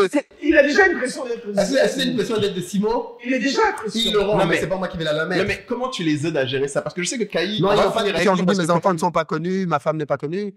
Donc, il n'y a pas de... Non, mais leur nom. Le jour où ils diront qu'ils sont les fils de Philippe. Ils seront normalement en âge de comprendre ce que ça implique. Tu penses, et là, tu les prépares à ça ou pas encore? Tu penses à ça? Non, je les prépare à être bons dans ce qu'ils veulent faire. Non, parce que je suis sûr que tes je pense que les enfants de Philippe doivent se rendre compte que les gens connaissent leur père. Je pense que même à leur âge, bien sûr. Ce que je veux dire, c'est qu'ils doivent se rendre compte que tu es Je pense qu'ils ne font pas le lien. Ils savent que je fais des vidéos sur YouTube, mais ils ne savent pas que je suis connu. Et tu penses qu'ils ne le sentent pas? Non. Que les gens te reconnaissent? Non. Et je pense que même les gens te reconnaissent, ça, Philippe. Même si les gens m'arrêtent dans la rue avec eux, ils ne vont pas faire de lien du fait que c'est parce qu'il y a la chaîne YouTube. Ils sont encore jeunes. D'ici quelques années. Je réponds maintenant. Non, mais quand même les vidéos où il y a du monde. Non, moi, je veux vraiment les protéger. C'est-à-dire que je n'ai pas envie que ma famille soit médiatisée parce que c'est pas leur choix. D'accord. C'est mon choix. C'est pas, ma femme n'a pas demandé à être médiatique, mes enfants n'ont pas demandé à être médiatique. Demain, s'ils veulent faire ce choix-là, ils le feront en ayant en plus l'avantage d'avoir quelqu'un qui a vécu ça et ils vont voir si ça les intéresse ou pas. Mais au stade d'aujourd'hui, l'action ne se pose pas. Ils sont très bien là où ils sont. Oui, mais je veux dire, l'idée, c'est que je sais que par exemple, moi, un truc, bon, peut-être Kai, tu pourras plus collaborer avec moi là-dessus, mais je sais que dans certains environnements, au bout d'un moment, les gens vont commencer à dire, mais ils connaissent ton père. Les gens vont te connaître toi et lui dire des choses. Et toi, j'espère que ça va leur être profitable. Bon, moi, je le vis, hein. Ah ouais? Mais mes enfants sont grands, donc ils sortent. En plus, ils te ressemblent beaucoup quand même. Donc à un moment, ils vivent, ça se voit. Ils voient, mais en général, ils n'ont que des expériences positives. Donc il n'y a pas de négatif. Parce que si tu es quelqu'un qui fait du bien aux gens, pas de problème. Ça va se répercuter sur tes enfants. Voilà, les gens donc il n'y a pas de souci. Combien de fois les gens ont fait du bien genre ton père est décédé. Exactement. Mais parce que ton père faisait du bien autour de lui. Je veux dire, c'est supposé ne pas être un mauvais héritage. Exactement. Donc tout le point je pense que tu es celui qui a le nom le plus lourd. Le lourd. C'est lui que tu devrais poser la question. Et tout ça, c'est mes expériences dans les aéroports. Je veux finir sur mon sujet. Kai. Comment tu prépares le jeune qui manie à être à Lumumba? Encore une autre question. Je sais. Comment je l'ai vécu. Oui, comment tu l'as vécu? Mais en fait, comment tu le vis? C'est pas fini. Oui, c'est pas fini, hein. Il y a encore des gars. D'ailleurs, le dernier podcast d'Olivier, là. D'Olivier, on a beaucoup parlé. C'est vrai que j'en parlais parce qu'il m'a posé la question. Mais toi, tu disais que tout se passe avant un certain âge. 3 ans, 6 ans. Bon, il y a plusieurs théories. Mais c'est vrai que de 0 à 6 ans, en fait, ce que tu apprends, c'est un peu par hypnose. C'est pas vraiment quelque chose, t'es pas vraiment dans la maturité. Donc, tu apprends les choses. T'absorbes. Tu absorbes, exactement.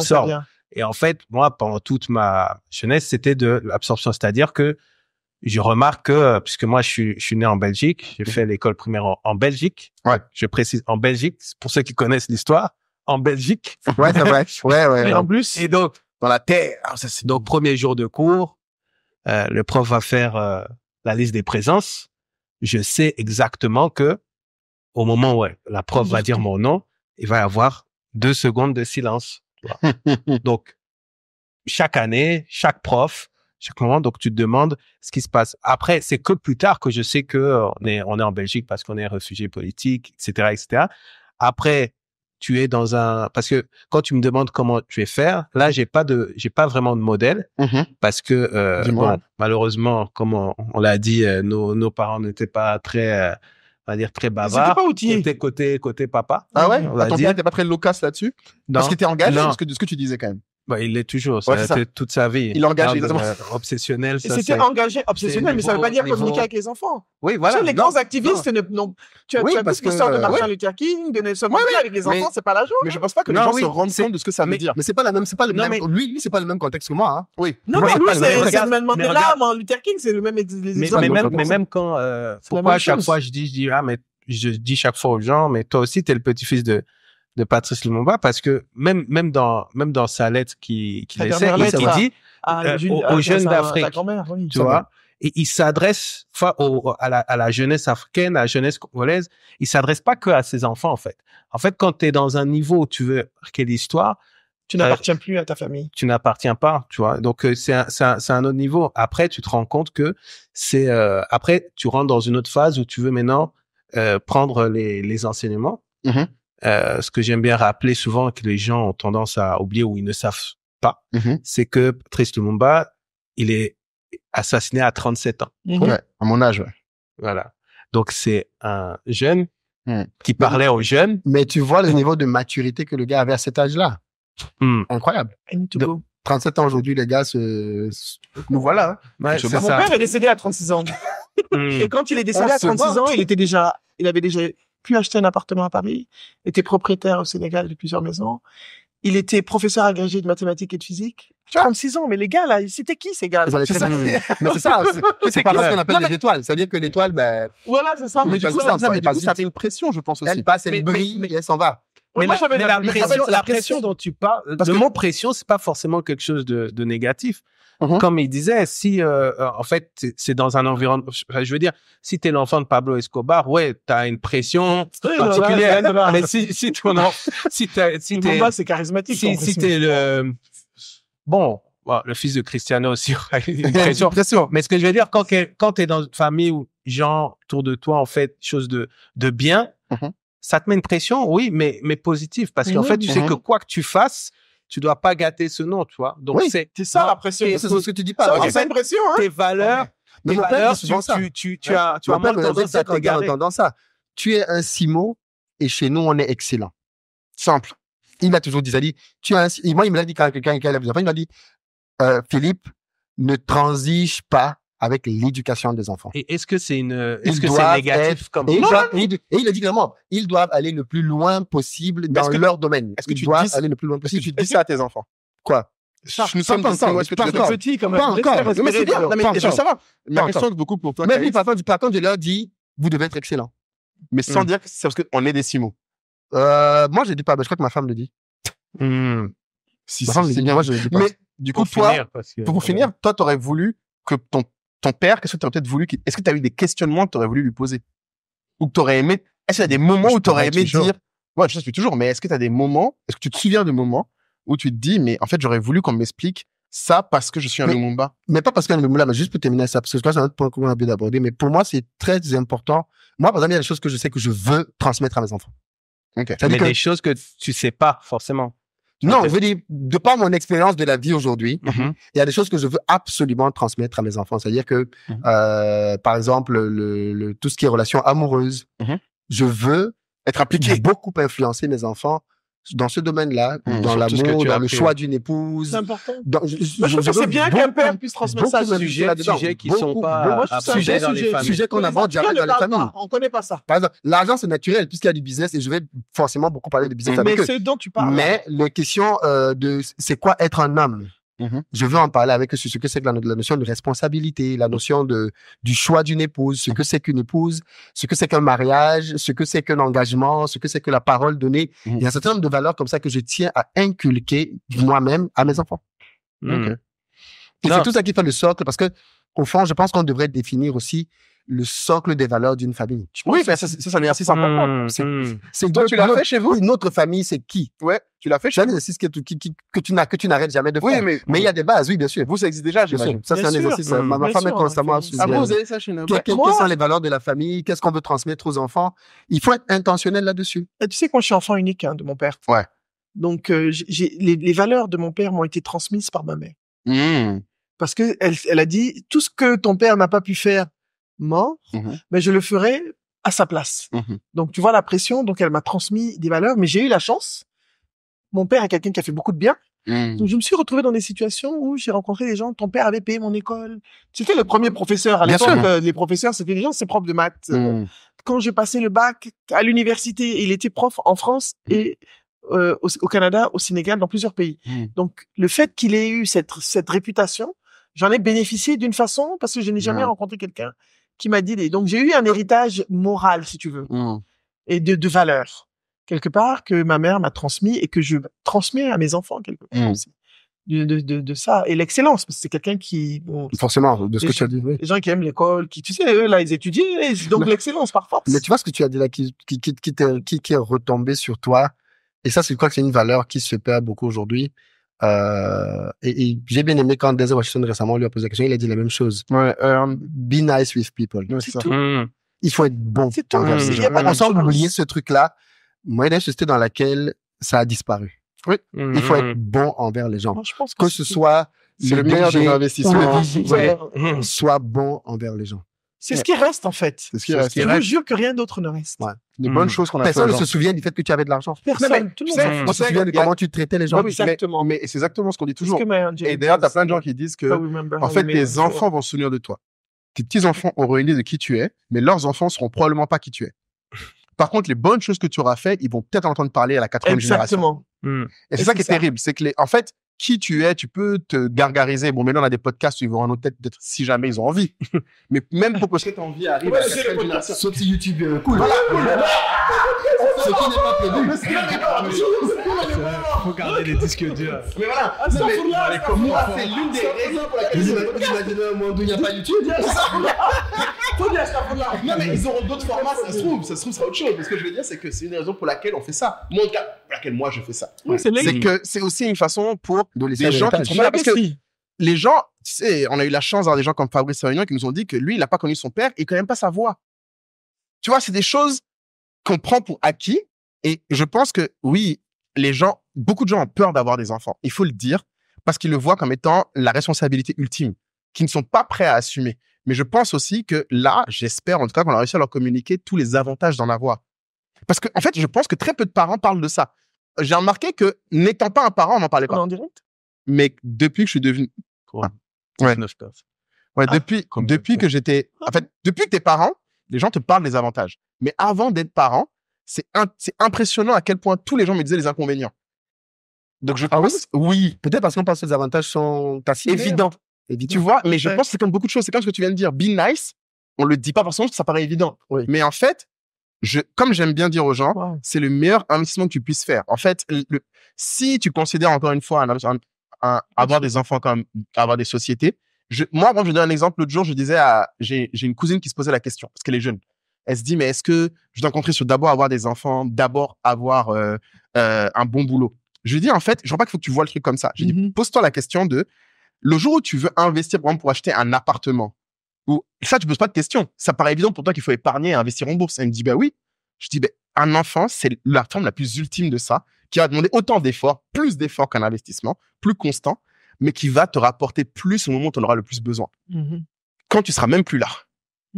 Donc là, elle m'a dit, ah oui, c'est vrai que si tu le vois comme ça. J'ai dit, en fait, mais c'est terrible parce que personne n'en parle plus comme ça. Tout le monde n'en parle que comme une dépense, que comme un effort. Pour moi, c'est un investissement. Voilà, mais on ne parle pas des retours et des gains. Et bon, on n'aura pas forcément le temps aujourd'hui, mais si on le refait, moi, j'aimerais qu'on insiste, demander à des parents, parce que le problème, c'est, moi, j'ai remarqué quand tu leur demandes, ils te répondent. Ah oui, ça, c'est génial, c'est ces trucs. Je pense qu'on a quand même dans nos retours parlé de l'aspect positif de la parentalité, parce que tu as un vrai point. C'est vrai qu'on parle de plus en plus de la charge mentale, les dépenses, etc., qui sont des réalités, mais ce que ça nous apporte. Il y a la joie déjà de l'enfance, Mais je pense que pour moi, c'est à la fois la plus grande des responsabilités et le plus grand des privilèges. Exactement. De façonner un être humain. Absolument. Et c'est ce que tu apportes au monde, finalement. Et surtout, oui, t'apportes au monde, c'est ça. Parce que pour moi, le truc qui me rend le plus heureux, c'est façonner parce que ça permet de comprendre que le rôle d'un parent, c'est pas un rôle passif. Oui, non. Tu dois avoir un rôle dans lequel tu es en train de créer un être humain qui va avoir un impact dans le monde, dans lequel tu auras décidé de beaucoup de choses. Je pense que chaque personne, s'ils doivent retenir un truc, c'est de se poser la question, qu'ils aient des enfants ou pas, c'est quel parent je veux devenir et quel type d'enfant je veux éduquer. Quel type d'être humain je veux laisser sur Terre. Et c'est ça. Et moi, c'est pour ça que le conseil que je donne le plus, moi, en cas que j'ai vraiment apprécié, c'est en fait, les enfants ne prennent tout ce que tu vas dire, ils peuvent s'en souvenir, mais il ne restera que ce que tu as fait. C'est ça qu'ils copient. En fait, ils vont peut-être copier ce que tu dis des fois, mais ce que tu fais, c'est ce qui reste. C'est pour ça que moi, je trouve que c'est le meilleur des parce qu'en fait, c'est comme si t'as une personne complètement différente de toi, parce que tu peux pas contrôler qui il devient. Bien sûr. Ça, en fait, ça, c'est une réalité. C'est une réalité. En fait, c'est pour ça que la même façon dont j'étais excité de créer une boîte, les gens devraient être excités d'avoir des enfants. Parce que c'est le même niveau de chaos, mais le même niveau de gain et de... C'est trop chic. C'est un niveau incroyable. En fait, c'est pour ça que je dis que les gens ne le sont pas conscients, parce que moi, par exemple, je sais que le fait qu'il y ait des enfants à la maison, ça change même la manière de se disputer. Oui, c'est exceptionnel. Tu ne peux plus te disputer comme quand il n'y avait pas d'enfants dans la maison. Parce que toi, tu es conscient, il y a des gens qui se disent. C'est ce que j'ai dit plus comme je ne peux pas me retrouver. Tu ne peux plus. Tu dois maîtriser ta colère, tu dois tempérer ta voix, tu dois peut-être dire, tu sais quoi, on en reparle après. Tout à l'heure. On parle après. Ou alors, on s'en pour en parler. Parce que tu sais que ce que tu vas dire là, et comment tu le dis, ce que tu vas, et le ton même que tu vas utiliser, parce que parfois tu entends un enfant te répéter un truc, tu te dis mais à quel moment il a entendu ça? Oui, c'est pas vrai. Non, ils sont là. C'est des enregistrements permanents. Oui, et parfois quand il fait un comportement, tous les tout petits là, quand il fait un comportement quand il fait un comportement même que tu aimes pas, tu dois aussi parfois te poser la question. D'où il a appris ça? Souvent c'est toi. Oui, c'est toi. Parce que chaque fois on dit c'est à l'école, c'est un truc. Et ce qui est bien. Et ce qui est bien. Moi j'attends. En fait, ce qui est bien avec les enfants. C'est ça que j'attends de voir en fait. Ce qui est bien avec un enfant, c'est qu'il a un excellent miroir des valeurs que tu prônes. Parce qu'on dit, on édicte des règles aux enfants. On ne ment pas, on ne fait pas ceci. Mais l'enfant va être le premier à te renvoyer son visage. Oui, si tu mens, il va s'en souvenir pas. Papa, on ne. Et il te renvoie à ta propre morale. Ouais. Mais non, et ça, ce que tu dis, ça me permet de, juste pour conclure, répondre à ce que tu me disais. Est-ce que j'aurais voulu qu'on m'explique, qu'on me raconte? Mais en fait, vous avez répondu parce que finalement, ce que tu dis, ça peut ou pas rester, mais c'est ce que tu fais. Moi, la chance que j'ai, c'est que je peux voir ce que mon grand-père a fait, en fait. Exactement. Donc, tu vois, donc, j'ai pu construire, en fait, ma mission de vie, ma vision autour de ça, qui est de se dire que nos grands-parents, à tous, s'ils se sont battus pour l'indépendance, nos parents se sont battus pour qu'on ait une éducation. Et nous, en fait, on est là à se battre pour avoir cette indépendance économique. Ouais. Et je m'inscris, en fait, dans cette vision, dans cette génération. Cette continuité, dans cette continuité. Et j'ai comme ça le sentiment, en fait, de faire ma part. Mais je vis pas dans l'obsession de me faire un prénom. Oui, non, ça. Ce qui serait totalement... Non, mais moi, je vis dans l'obsession de me faire un nom. Mais en fait, c'est maintenant que j'ai réalisé mes valeurs. Et ce qui est passionnant, c'est que quand j'exerce des valeurs, Philippe, moi, j'ai essayé de faire... Je recommande à tout le monde, mais moi, c'est ça. J'ai essayé de faire mes valeurs. Mais du coup, dès que j'ai su qu'on allait avoir un enfant, la première chose qu'on a fait, c'est travailler sur les valeurs qu'on allait essayer d'avoir à deux. Parce qu'en fait, et comme tu dis, c'est un combat permanent. Parce que des fois, on dit des trucs, après, on se regarde, on fait, mais attends, ça, on dit qu'on veut être comme ça, mais comment il va le voir? En fait, même quand tu te poses la question de comment il va voir qu'on veut ça? Et dans le comportement. Bah oui, parce qu'en fait, tu peux dire, c'est le faire. C'est le faire. En fait, quand tu t'assois, tu dis, je veux que mon enfant soit curieux. Bon, ok. Et c'est la lutte de... Mais comment tu fais? Pour moi, la lutte, c'est l'un des plus gros combats de l'être humain face à lui-même. C'est la lutte de la cohérence. Oui, exactement. Comment tu fais j'ai essayé, pour être celui que tu dis? Mais moi, je dis toujours à mes clients, tu peux jamais incarner tes valeurs à 100%. Tu essayes, mais bon, tu essayes et comme il dit, tu te rappelles, est-ce que je suis vraiment la personne que je veux être? Moi, j'ai plus de... Et c'est ça qui fait aussi le fun de la vie. Ok.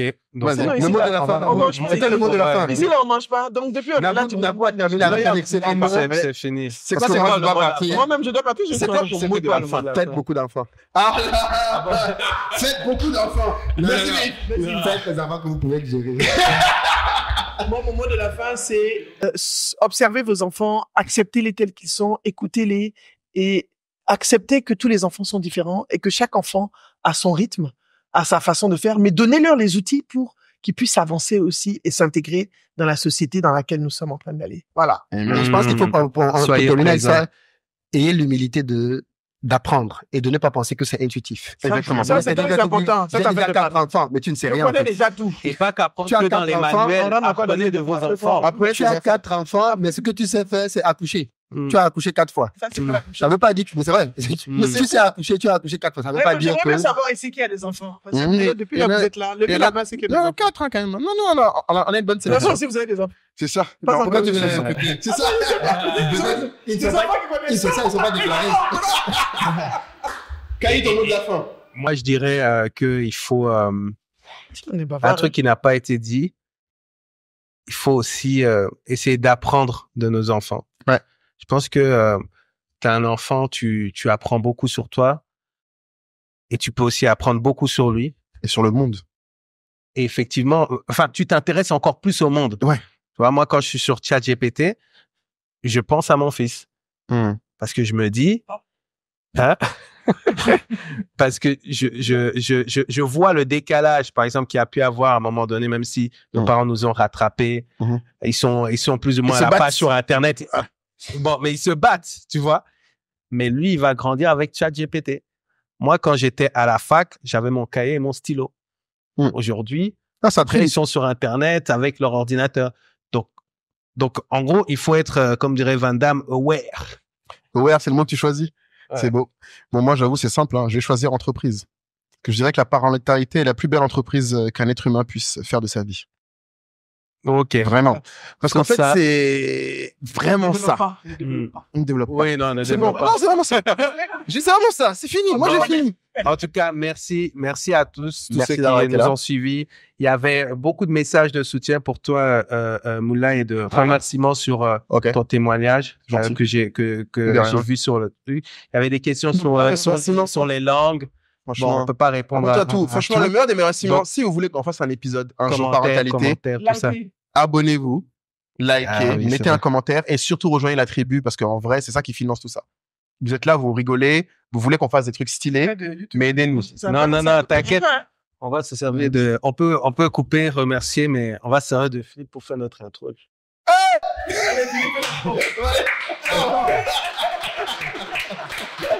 Papa d'intro. Papa d'intro, on fait des trop. Bye.